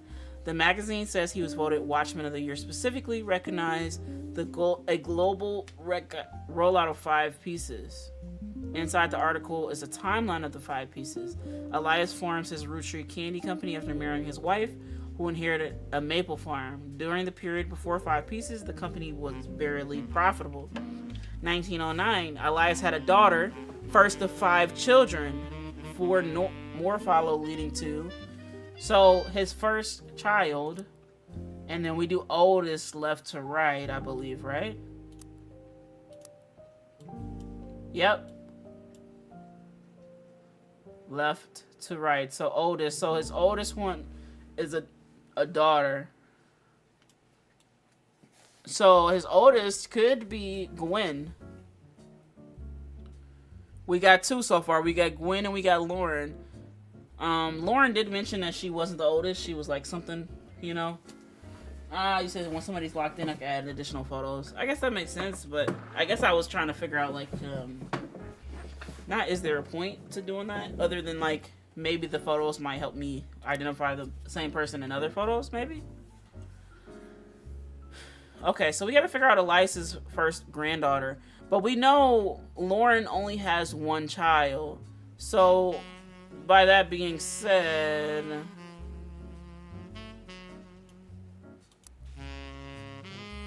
Oh, I think we're still on here. So up here, this is a daughter. One of the daughters, I assume. Yeah, I bit off not more than I could chew in a ridiculous manner, but like I'm like, wow, this is a lot more game than I thought.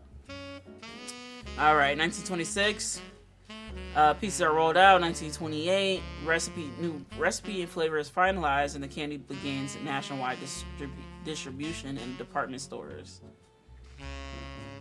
Dang, they purchased every maple farm, so they had a monopoly essentially.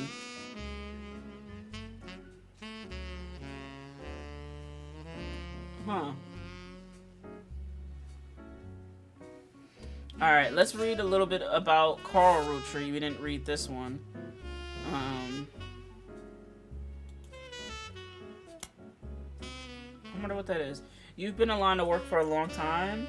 So long, in fact, you've developed a sixth sense for how useful your evidence can be. The numbers in the magnifying glass refer to how many clues are connected to a specific piece of evidence. The higher the number, the more there is to find. At the start of your search, the notables list set off alarm bells. A list of famous people that you can find via search engine. That's pretty rare to get something that useful. Best take advantage of it. As you progress, these numbers will change. Whenever you find more evidence or lock in family members, new discoveries will be added to the list, and old evidence will become less useful. Trust your intuition. If a piece of evidence seems too good to be true, take a closer look at the people or phrases it mentions. Often, the most satisfying revelations come from retracing a path you thought was fully explored, armed with a new perspective. Sometimes the reason for certain evidence has such high value because it can lead to finding more evidence. You may be missing a huge piece of the puzzle. Okay. Carl Roottrees was voted Watchman of the Year in 1987, and a photo of him appears on the cover. According to the cover, Business Watch is the magazine for and about corporate leaders and has ongoing coverage of who's who in the corporate world. Carl was chosen not for his work at the Roottrees Candy, but rather for a clothing company, Root. Here's a brief history. Before they married, Carl's wife, Brenda... Brenda's important.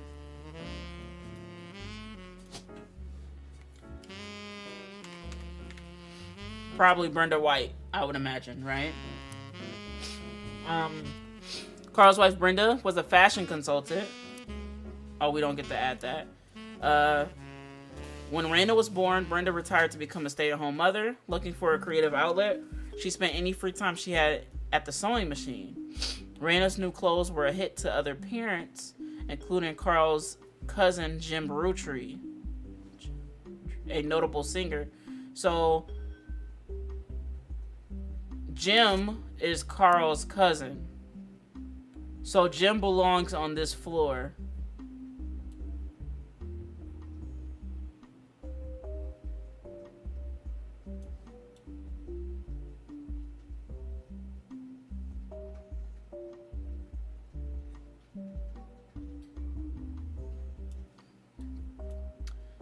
I'm gonna put Jim here.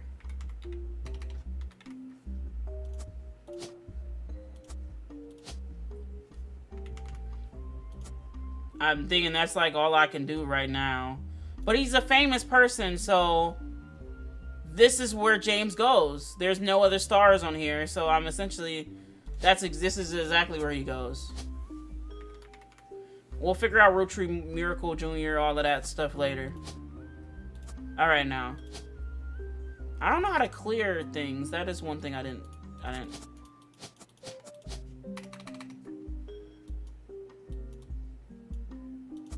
There we go. Unknown name. We just gotta put unknown name, unknown occupation. Alright, so we know that James, or quote-unquote his actor, his singer name, Jim, is his cousin, who had a young granddaughter around the same age as Raina. Word spread. So he had a young granddaughter. That doesn't necessarily mean he had more than one.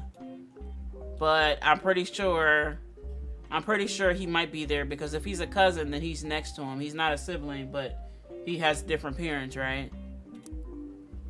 Let's see.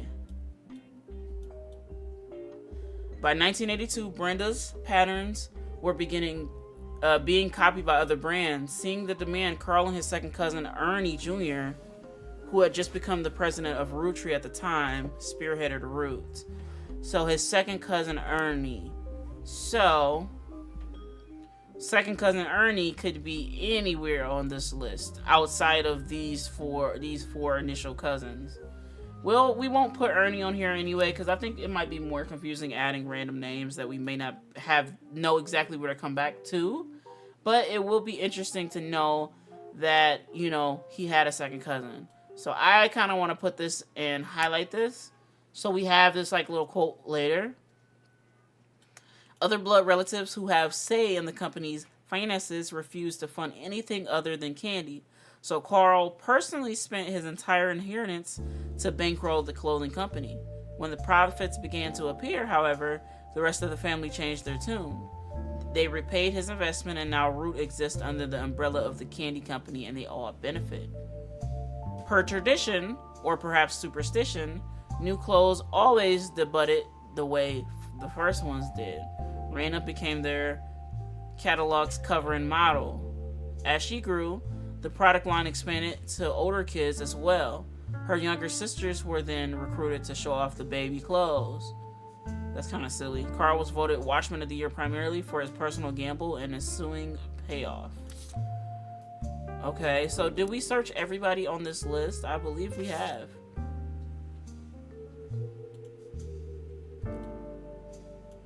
Did we see what Red did?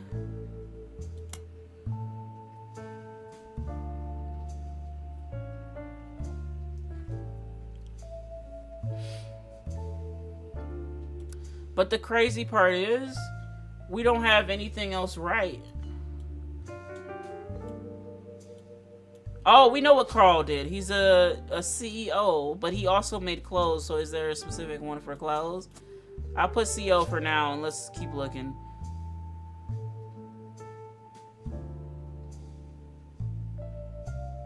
I'll say CEO because he, you know, he owns his company and he owns a stake in his main company.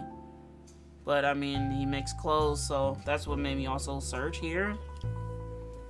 I don't think it would be retail. That would be kind of messed up, you know?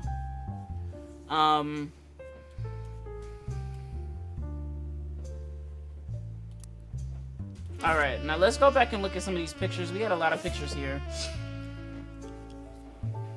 Specifically, I kind of want to look at this one. It's less people, so we might be able to identify who's who, perhaps.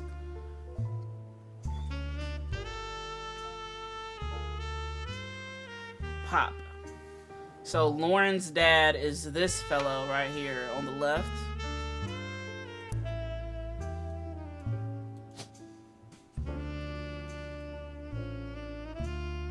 Right? Him?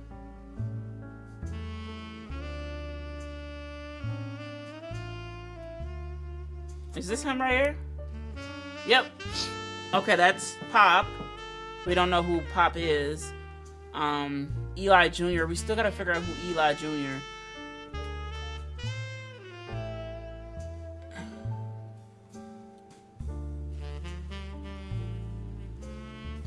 Angie and I both wanted to be in it since Miracle was in it, and all three of us were all about the same age. But we were told only the 5 pieces, which really didn't go over well, to say the least. Eventually, I suppose, to stop those tantrums, they posed in front of the camera with Mr. Modern? Aunt Gwendolyn. I'm assuming this is Mr. Modern. So, Gwendolyn. Who's Gwendolyn? We don't know who Gwendolyn is. We know who Gwen is. Alright, and we got a second photo.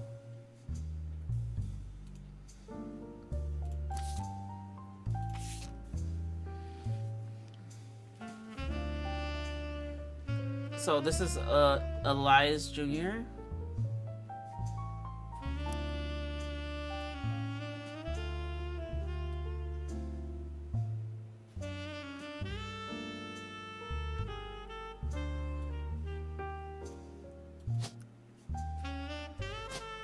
I don't think it's worth putting a name there because I don't know. They all clumped in the middle.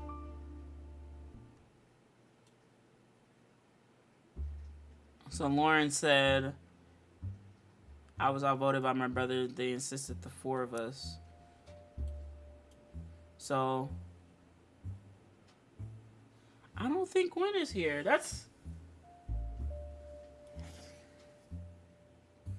I might go for the first little hint. Let's see.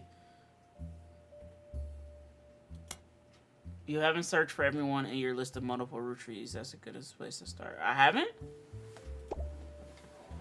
Okay.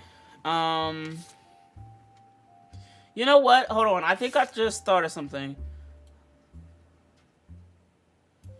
There was something this. Swashbuckle my heart. Copy. And then we'll search on the computer. I don't think it's here, but I'm pretty sure it's going to be in this library one. Yeah. So... Oh, I thought that was going to lead to something. She said something about, like, yeah...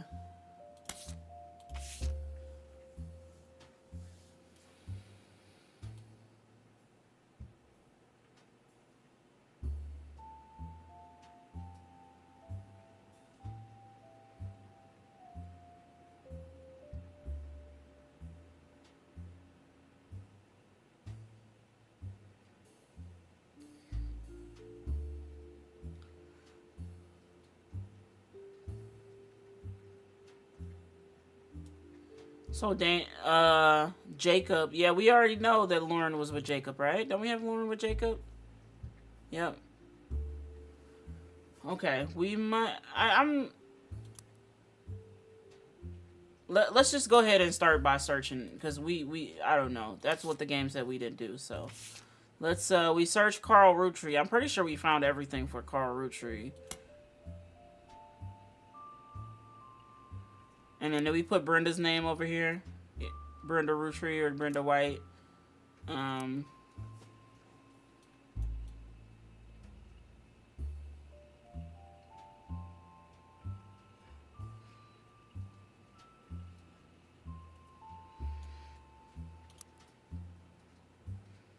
Let's go look up Gwen.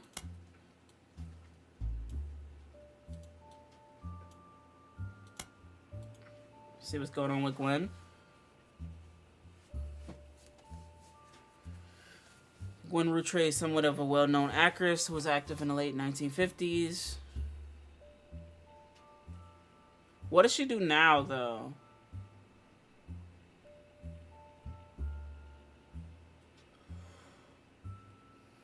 Her father took her mother's name.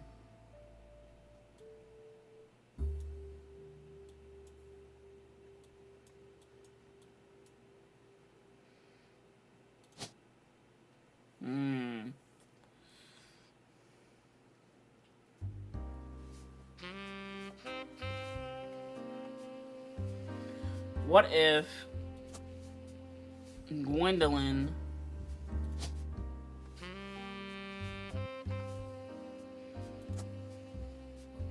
I don't know what the occupation would be, but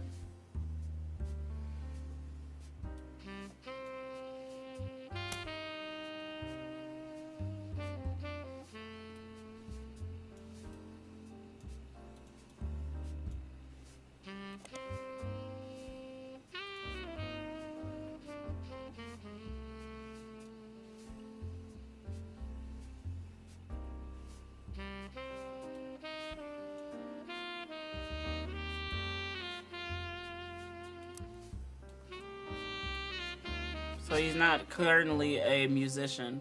What would you call him?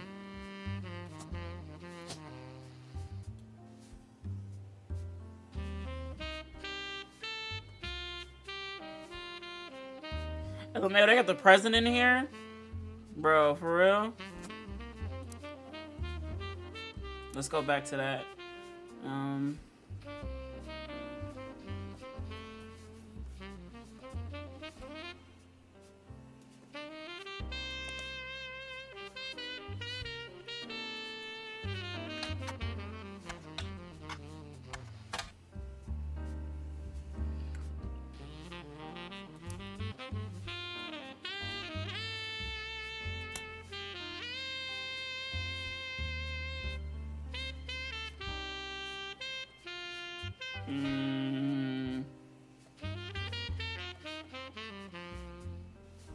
Pokemon first one.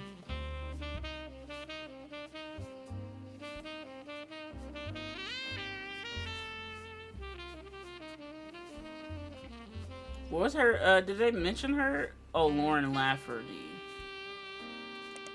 Is there anything differently that they have in here?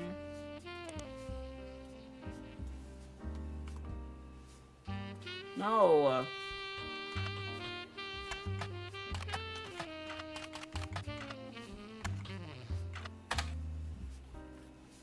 Out of print. No copies available. Dang, imagine. I was on the right track though, I feel like.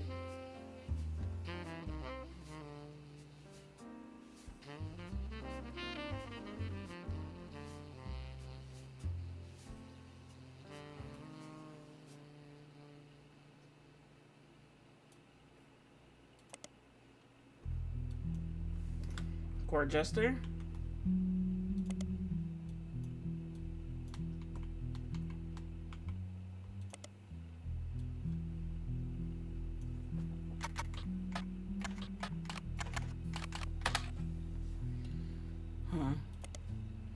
Alright.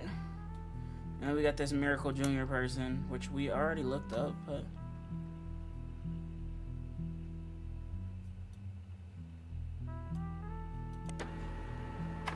Oh! We just got some... You find a website for the Miracle Network, a production company run by the Miracle Roottrees estate. It's quite bare bones, but has the following blurb. Witness the testimonies of the Miracle's Roottree. Miracle Rootree arrived so late in his mother's life, doctors swore he could not survive his first year.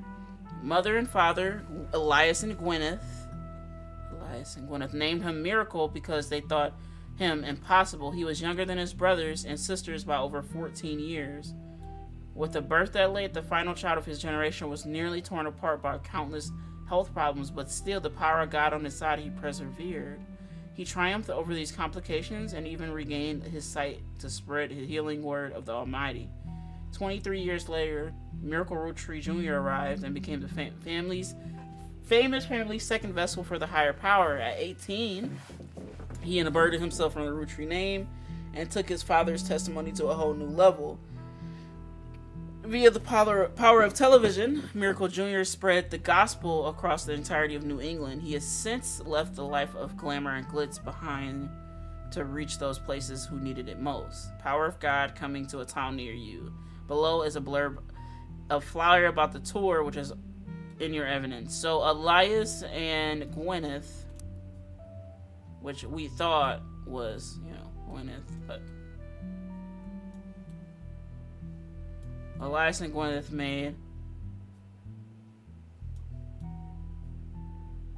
I wonder if this is Elias and Gwyneth right here. Unsure yet, but we shall figure it out. Let's see what new evidence we have. We have this. Witness the power of the Lord. Miracle Jr. Celebrate with your pastor, Miracle Third, and his wife, Nicole. A flyer for the 3 Generations of Miracles tour. The flyer is a few years old. It comes from 1996. The names are listed are Miracle Jr., who is said to be the world famous, and top billing Miracle Jr. is on the notable Roottrees list in your evidence. He will be marked on this chart with a star. Miracle Rootree, who is on the flyer, will make a special appearance. Miracle Third and his wife Nicole, who are said to be youth pastors.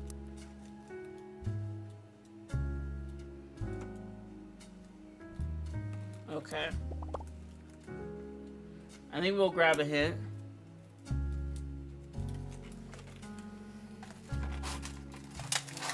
Oh, it's an article I'm looking for? You're curious what I'm snacking on. I found some Girl Scout cookies. Why is he so good? I ain't like Girl Scout cookies in a long time. They had some old ones I like that are pretty good.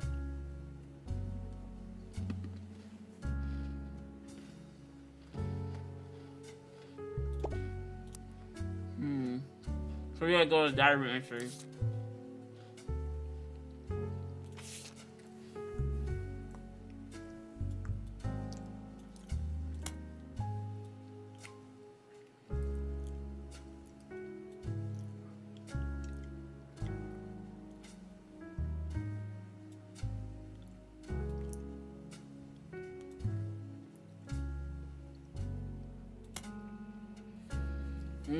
Clancy, pronounced Clancy Trust, is a highly unusual corporate arrangement named after Clancy Edward Rootree, who was Elias' son and the Rootree Candy Company's head lawyer at the time.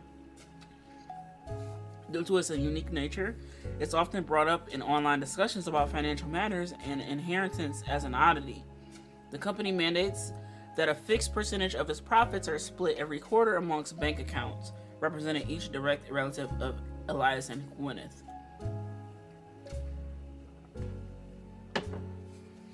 The account is created for each blood relative at birth and first accessible when they reach 18. The actual members have never fully disclosed to the public, but due to ever-increasing success of the company, it is a significant amount of money. The Clancy Trust is known for being essentially impossible to get around due to many checks and balances written into it. Still, there's been a few situations in which family members have tried to forcibly remove another member from the trust. Most details online are pretty vague since the matters are handled internally. The only information you discover from a university law school, which apparently had guest lecturer talk about the Roottrees versus RR in 1994. While looking into the Clancy Trust, you often find mentions of the 5-piece guarantee, which went into the effect at the same time. Okay, let's search this. You found very Very few details about this particular incident with regards to the clan's trust. A student that attended the lecture about it wrote the following Legal Oddities website. From what you can tell, RR attempted to unsuccessfully remove a fellow family member from the trust. It was also said that RR, could that be one of the children? The kids with the R names besides the one? First, the person in question was born out of wedlock. Second, they committed a significant crime against a fellow family member.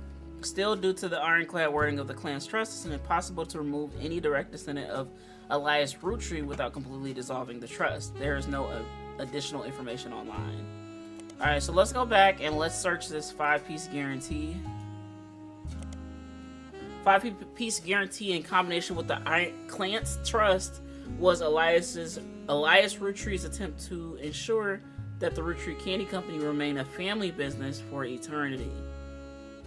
In isolation, it is somewhat baffling. The yearly salary of the Roottrees president is always locked to the price of a single pack of 5 pieces. When the 5-piece guarantee went into effect, it was 25 cents a year. Now, it's closer to $4. Combined with the clan's trust, however, it makes a bit more sense. Elias wanted to ensure that only his direct relatives could afford to be president. And he knew because of their passive income was tied to the profits of the company, they will have a vested interest in keeping the company as profitable and as successful as possible. Whether or not this was a smart or successful decision is widely debated on both online and in person by economics enthusiasts of all levels of expertise.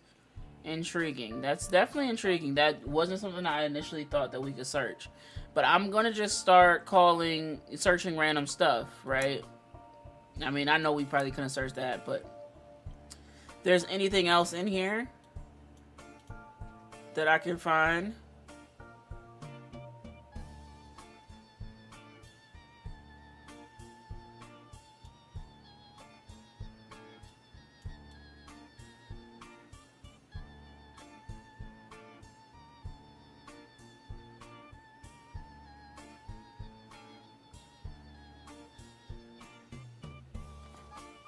I guess we could search these things too.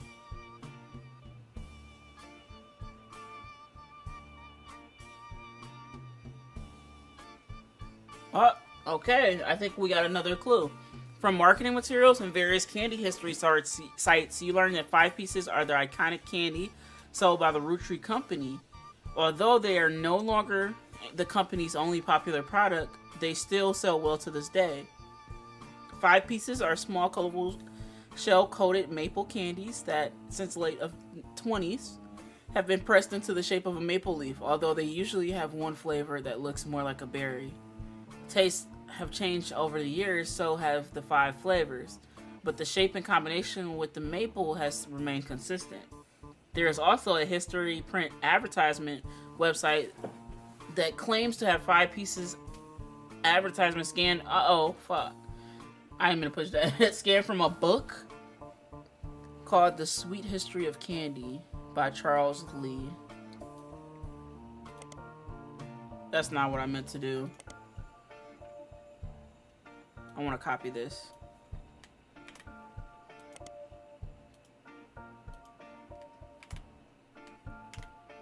Oh, fuck. Don't you hate that? Alright, so let me put this down. I think I like highlighting stuff because it seems like if I highlight stuff, then maybe the copy thing just becomes easier to do.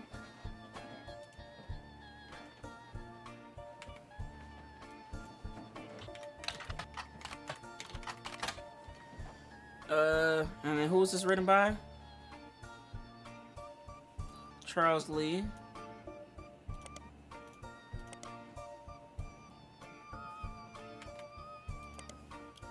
Weird. Okay, let's just search the Sweet History of Candy. That's so weird. Okay, so maybe this is not an actual thing?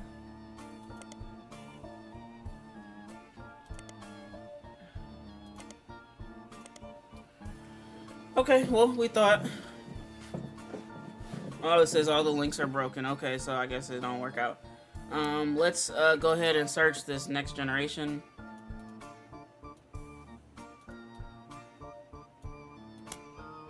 Next Generation is a televised series in the Star Trek franchise. LML, not they talking about Star Trek. I was about to say, I was about to read that whole thing, but I skimmed it. Okay. And there's probably more in the next couple pages, but something is here. Look closely at what you're searching for. The problem is I'm not exactly sure what I'm searching for. I know I'm looking for a article or a book or something to be searched through here.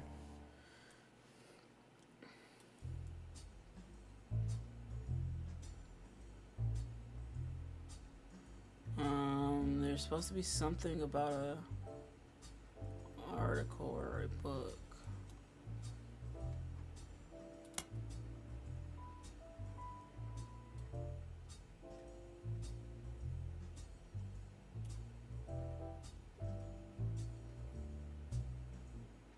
So somebody did take up as the president. This is probably definitely gonna help me figure out who the hell, I guess, was the president or some Zach, maybe, I guess.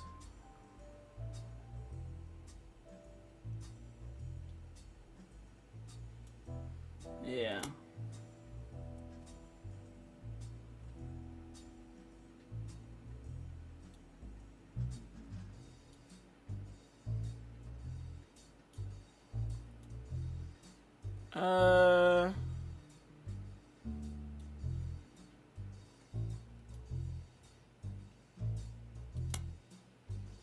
Let's see, final entries from Clark.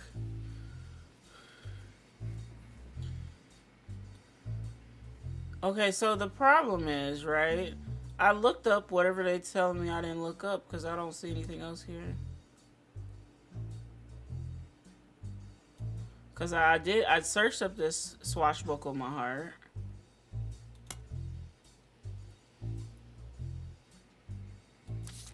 But it didn't come up with anything.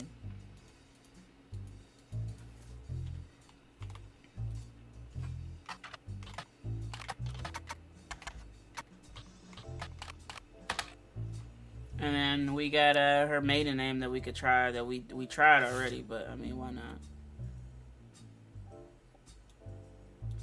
What was her maiden name? It's somewhere in here. Cassels? C-O, okay.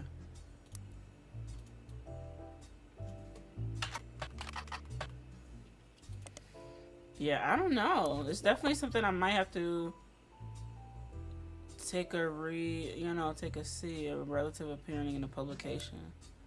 That's the thing.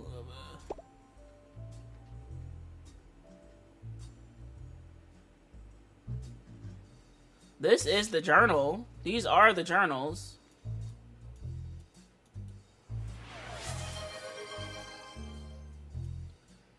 Oh, hydrate? Thank you. I probably needed that, huh?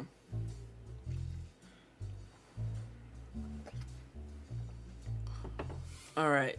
The only other thing that I could think of is in this one or this one, she mentioned Gwen or Gwyneth getting to act in a certain thing.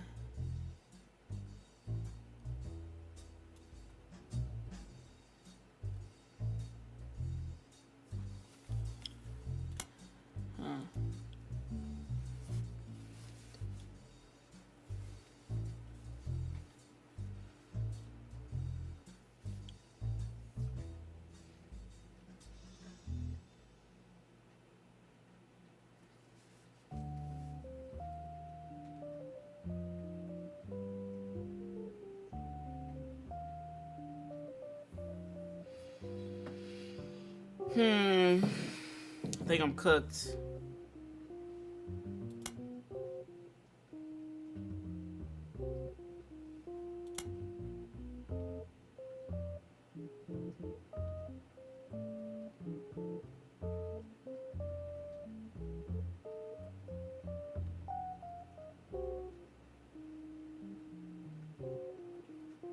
Starlit.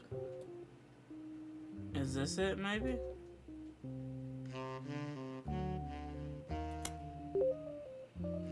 It's a magazine. So Starlit is not a movie. So Starlit is a magazine. It's a magazine that started with the colorization of film and went on until 1960s. Generally, is a tabloid with focus on famous actors and actresses. It didn't go much into any other aspects of filmmaking or Hollywood news. Interesting. Let me swap my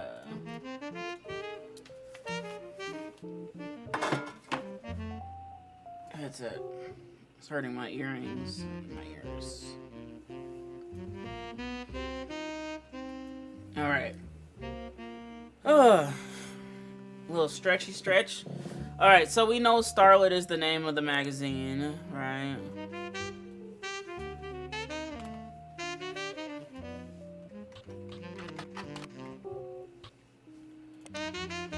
And then, who was it? Gwen?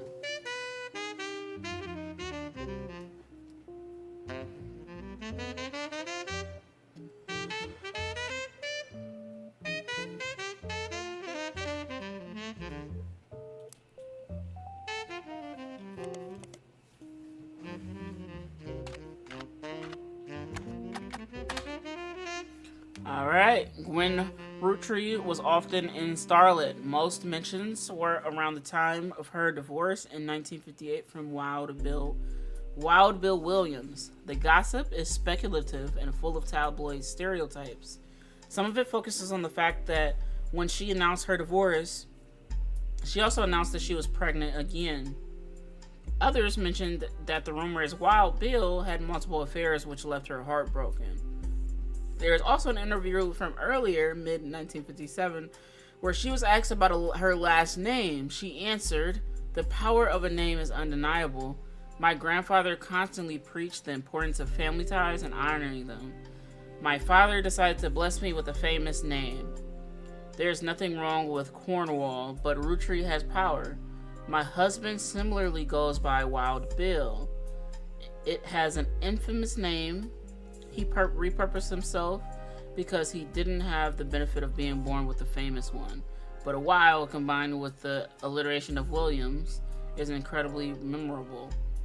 Although we relocated to Paris, I know your readers would love to keep up with my husband, so consider this a Starlit exclusive about the both of us. Wild Bill and I have a child on the way, and we're sticking with the Roottrees for the last name, not Williams. We'll also plan to lean into alliteration. That's how we'll honor both of our family names in the next generation." I don't know exactly what that was supposed to give me, but okay, so we know we could search up Wild Bill, I guess, right?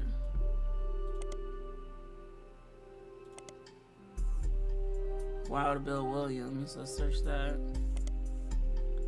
You find some information on the site about old films that are not yet available on VHS. The site is not very well organized, and your search is broken, but you can get to individual pages from your search engine. Wild Bill Williams is the leading man of some non-notable movies in the 1950s. He appeared in a venture movie called Fortune Favors the Grave, which has yet to release for home audiences. You don't find any additional information about that film. He was known for good looks and off-screen romances, especially with blondes. He was married 4 different times with 4 different actresses. There's a famous Hollywood rumor that he even approached Marilyn Monroe at a party and that she was already aware of his reputation. Did you know trivia? Wild Bill grew up in Paris, France. He returned there often. So would that mean that Gwen is a writer now?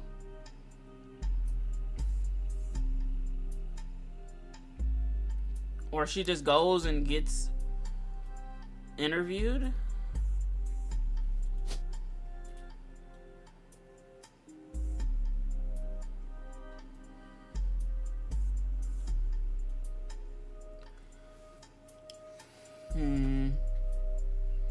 Yeah, this is not an easy game whatsoever, for sure.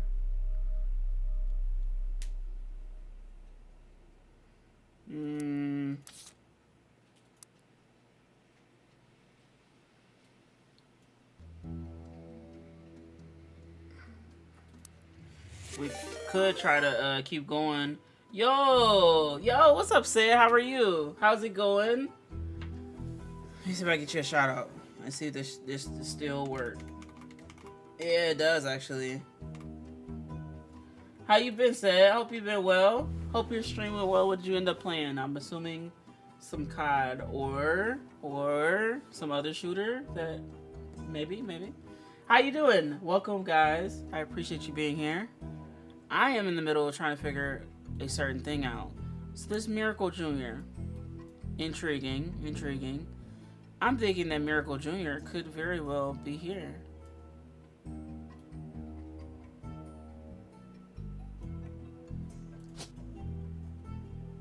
Because didn't we have Miracle Jr. like over here?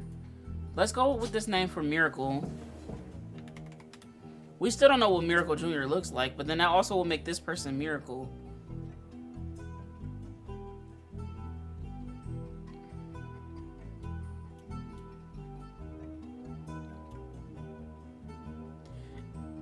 And would this be that person that was married 4 times?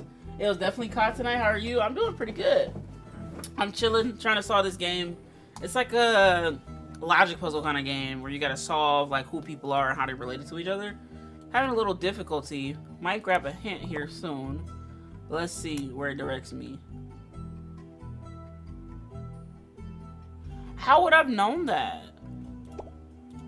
I genuinely want to go back to see like how would I have known that the book got renamed as a different book, right?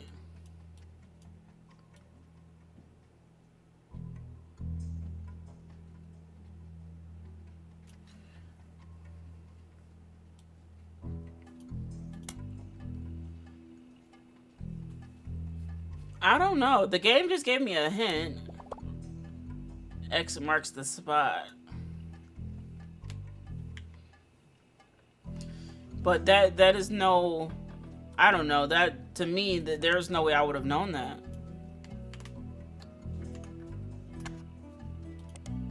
I'm unsure. That doesn't even, I guess the pirates is based on Swashbuckle My Heart. Is based on pirate stories I used to invent with Jacob when we were walking in the woods after school. I guess you could be like, oh, X marks the spot, pirates, but you know. Yeah, it's a big investigation. So this guy died, right? This guy, you know, owned a candy company. He's very rich. He died in very weird circumstances, right? So we're trying to figure out who potentially could have been involved in this murder.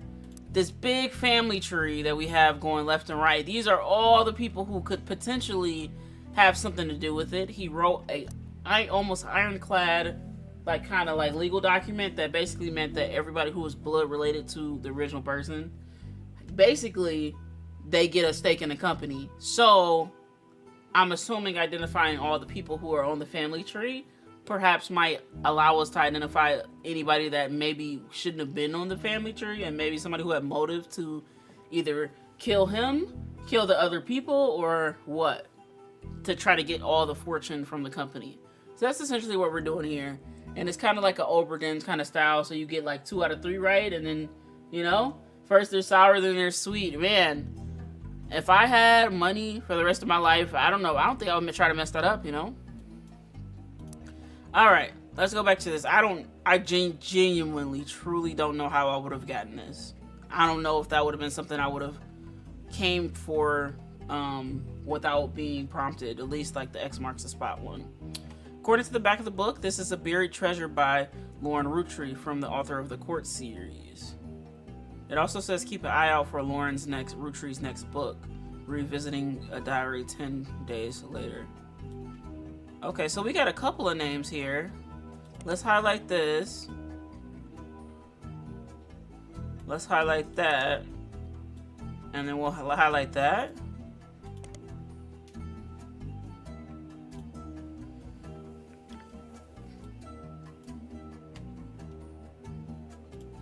So let's see.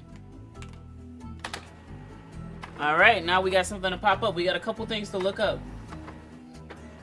This is a version of Lauren Roottrees' diary released in 1975. Unlike the original diary, it contains no pictures, but as many new passages that reflect on her thoughts 10 years later.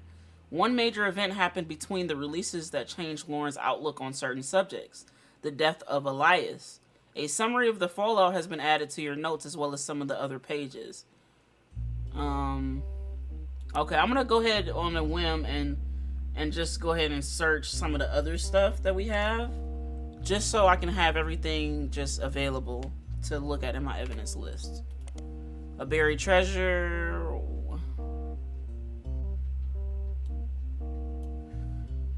I don't know what that is, honestly.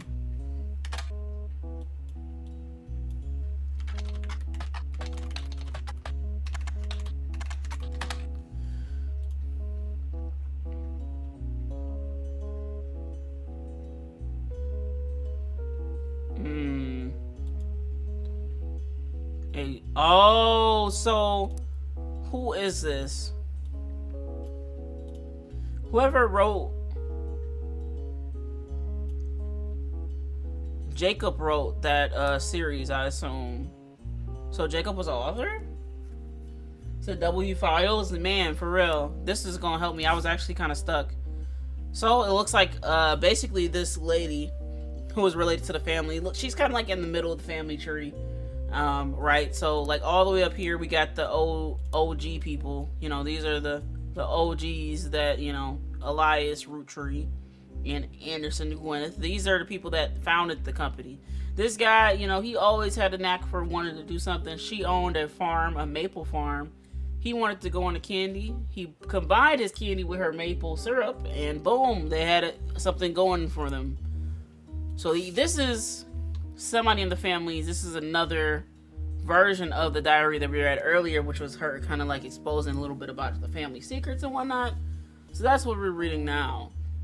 The new diary opens with an explosive incident that happened in the decade between the release and re-release of Lauren's diary. Elias Roottrees had died, and during the reading of his will, there was an audible gasp when a certain name was read out loud: Samantha Roottrees. Although Sam and her children were not meant to receive monetary inheritance, he had a stipulation that she retain the rights to run the farm and any decisions related to it. So she got the farm? And it was then the scandalous secrets came out. None of the 5 pieces were surprised.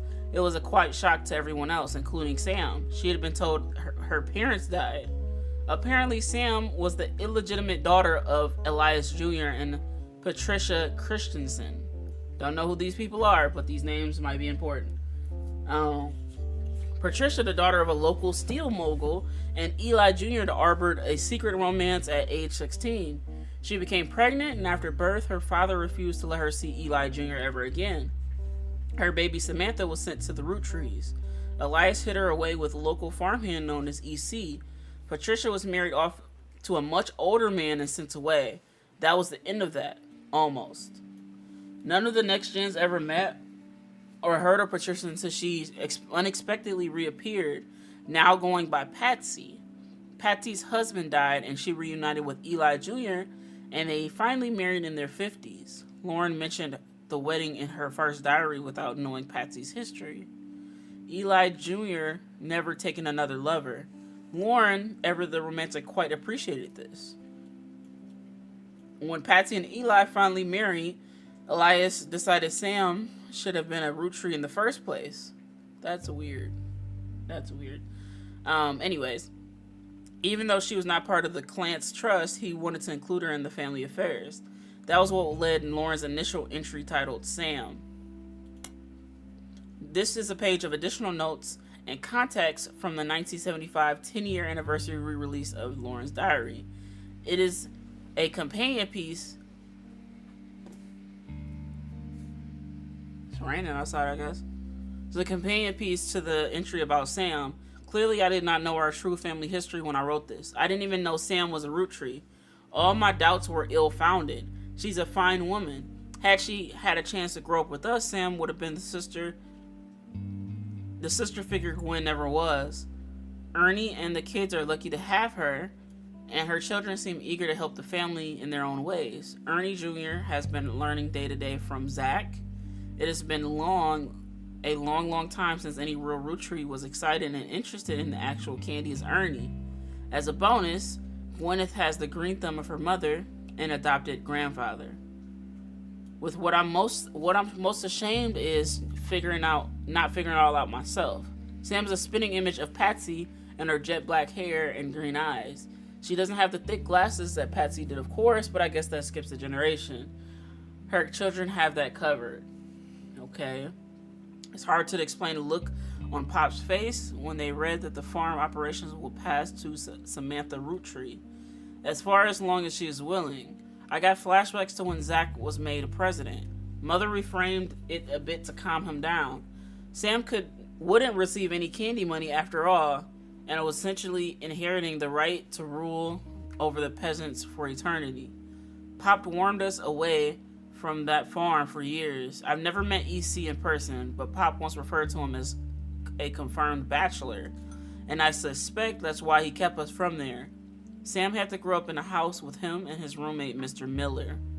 So this is the second time we heard of this Mr. Miller person. I'm not sure Sam will ever forgive Uncle Junior or Patsy for abandoning her in that life. If I were her, I would never forgive them either. But even so, she seems to blame more than just two of them. She has no problems with us next gens, but has a palpable hatred for the Five Pieces and Elias and Gwyneth. Intriguing. Okay. Alright, this one is very useful. This page, I guess we can get 6 hints from that. Oh, what's up, her? How are you? Welcome on in. I appreciate you being here and showing up for said. This page is additional notes. Okay, this is about her son, Clark. Reading this back, I get deja vu. As I write this addendum, Clark's gotten married again. Again? Dang. No Roottrees is ever remarried. Sure, I lost Jacob and Gwen, divorced while Bill, just before she had her second. Not even I can blame her for that. I've seen what she gets up into Starlet. That's kind of wild. She's like, I read her stuff. But neither of us have took a second husband. With the way the world is moving, I guess it is inevitable that someone in this family will remarry. I just wish it wasn't my son. I can only wonder if Clark's apparent disrespect for marriage is due to the lack of a real father. So knowing that, real quick, I know I'm mid-thing. Let's say I did what I could, and Lord knows Eli C. stepped up and helped. More than I can say for Clancy and Edward. So knowing that her son is remarried, right? I don't think that this is Clark, right? I think that this is perhaps Clark, and this might be who Clark finally settled down with. Or guardian, adoption, or otherwise. Or it could also be something like this. But that also wouldn't make sense because Clark is for in fact Gwen's son. So I believe that maybe Gwen would Gwen be here? And then Clark would be here? And because Clark didn't exactly marry, Clark would literally split up. I think this is Clark.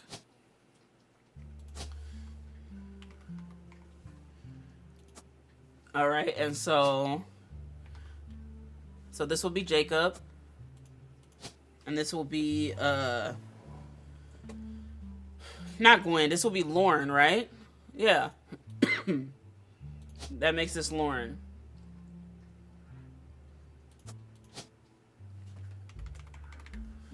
Alright, we might be cooking. And then what picture is Lauren? Is this the picture? I think so. And then what was Lauren's occupation? Author. Okay, so I believe this might be closer to being right. Oh, I could put a picture of them here. The funny part is I actually don't know. I feel like I might have known earlier, but okay, I think we changed that. Okay, let's keep going. Eli C. practically raised Clark and Jim as brothers whenever he could. Eli's marriage seems fine, and Jim's marriage seems solid as a rock, pun intended. But who knows what causes these things? I suspect he's marrying Jane to keep her from running out of the band. Without her, he'd be the third wheel, and they wouldn't last as long as a trio. But I still don't think marriage on a shaky foundation like that can last. And Lord knows I was right last time. What does that even mean, sis?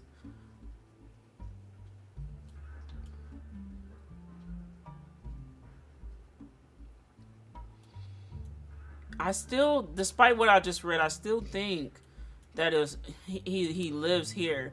They did say something about Jane, so he eventually married somebody named Jane. And then maybe in the last one, maybe we could figure out exactly who else he might have married. But yes. Okay, let's go to the next one. Okay, so this is not a companion piece to any entry, but it's some feedback. The biggest complaint I got after publishing my diary was how many similar names there are. And I get it. There are 4 Eli's for Pete's sake. But that's how it is. Someone would say, I saw Eli in town, and I wouldn't know which one they meant. My brother, my uncle, my cousin? My brother, uncle, cousin. That's why they became Uncle Jr. or Miracles Eli or Eli C. Brother, uncle, cousin.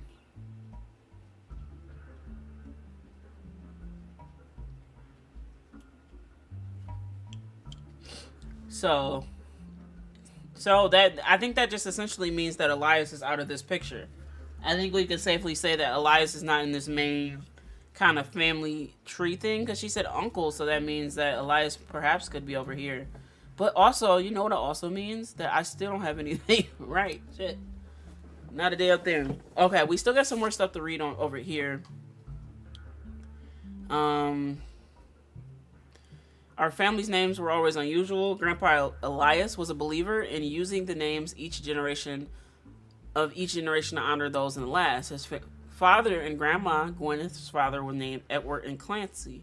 So now you see where my pop's name came from.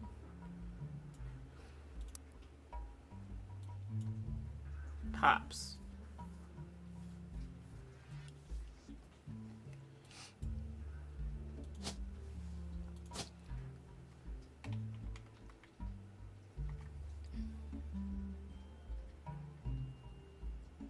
So I assume that her dad's name is perhaps Clancy.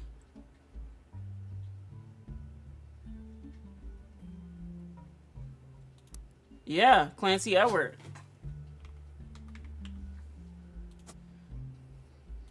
And then Pop.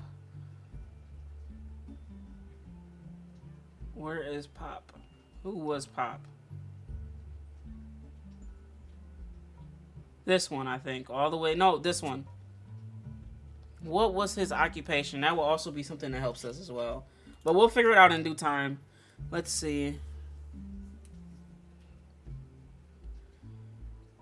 Okay. Yeah, we'll keep going. We'll keep going. We do know his name, though, so we do have the attachment to understanding what's going on. One thing that's always been consistent in our family, though, is that anytime someone's a junior, they're always the firstborn son. That goes for Miracle, Eli, or even Clancy. Miracle, Eli, or Clancy.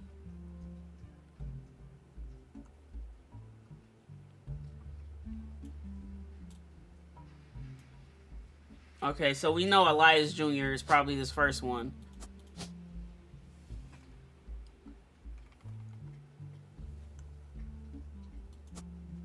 But I was confused because I thought it was a girl. I don't know.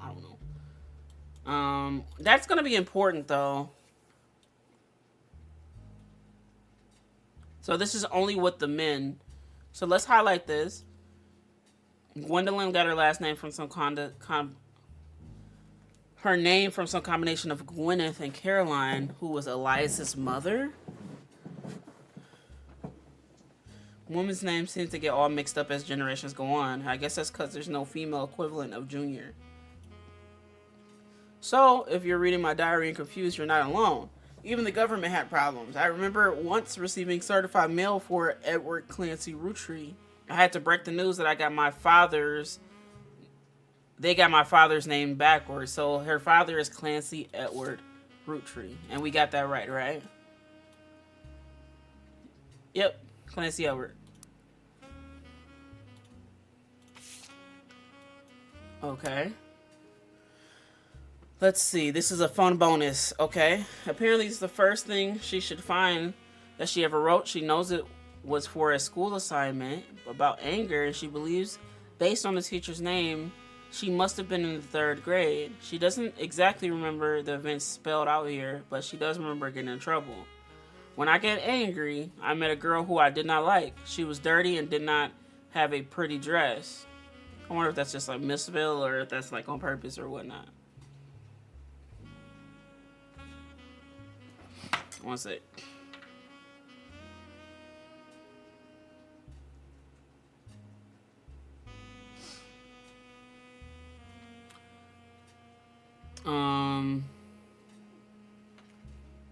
Maybe in a few minutes.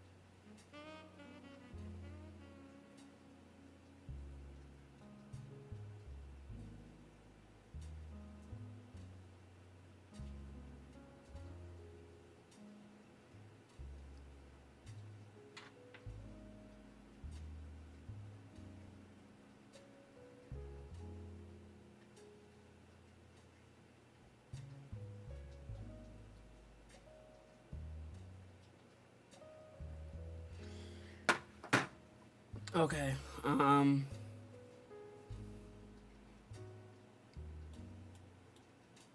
Alright. I got angry when I met a new girl I did not like. She was dirty and did not have a pretty dress. Me and Pop walked home in town, and she hugged him. When I told her she was my pop, she pushed me. Told her he was my pop, she pushed me. Okay, so maybe this is written like a kid. I guess I'm just the grammar kind of got me. Got me looking like what? I got angry and yelled at her, and Pop said to treat her nice. Then she said, "Your pop is my dad." She screamed it loud in my ear. She was lying to me, and lying is not a nice thing. So I pushed her too, and then I got in trouble. Then Pop took her away. He told me, "Don't worry, I'm glad she's gone." Huh.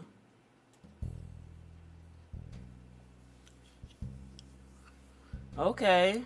I still don't have anybody right. Yeah.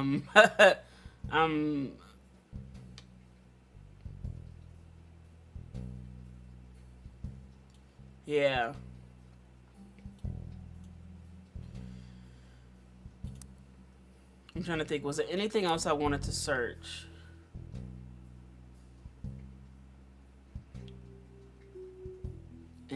For the guys, anytime someone's a junior, they're firstborn. So naturally, Elias.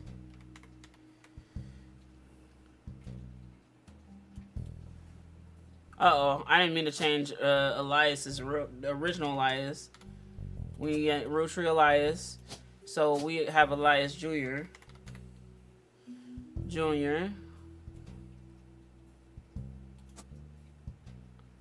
I'm just curious.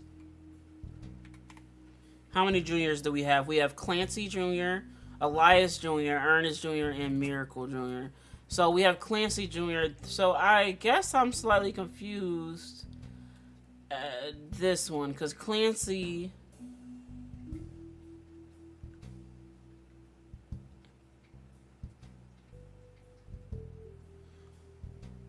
Right. What would it make sense, right? Yeah, I don't know. I don't know for sure. But I definitely think we made a good, like, little start on this mystery. Like, I've had a good time, and I hope you've had a good time. Gonna recollect my thoughts in my head, maybe do a bit more thinking, and maybe we can start at this a little fresh with a fresh mind. Definitely planning a new stream soon. Trying to do Tuesdays and maybe Thursdays and figure it all out from there. Starting a new job, so we will see. But I'll be live very shortly. I just don't have a set schedule yet. But I appreciate you guys hopping in and hanging out. This has been a really fun one. I feel like this game is pretty cool so far. I haven't got the satisfactory of like being like, oh yeah, this is right. Oh yeah, this is right. Only thing we have right are these. So in a way, I'm like, I don't know what I'm doing and if I'm right. I feel like some of the people I have are right. I think Carl is right. I think James is right. I think this is the only place that would make sense for Lauren to be, as well as Clark if he didn't marry. The only other thing that would make sense is right here, like if Clark was this person, and then that would put her here, and then that would put her dad here. But I guess also they said anytime it was a junior, they were firstborn, and Elias, you know. So that, I don't know. That theory is kind of some holes in it. There also could be Clancy could be here. It doesn't say who they split up with, but it also doesn't say who they end up with. So I don't know. But I think we did a really good job. I appreciate you guys being here, and yeah, I'll see you guys soon. Thanks for being here, and yeah, peace out. Yeah, I don't have none of my fancy screens, so y'all gonna have to just see me next time. You say, is that the theory? Yeah, I think that's the theory. That's the ongoing theory I got so far. I don't really have much else. Other than I just noticed these must mean there are two pictures of this person in somewhere here. Or 3 pictures, maybe this one and 2 extras, perhaps? But yes, have a great evening. I'm gonna try to go get some sleep before I go to work, but yeah, see y'all next time. Peace.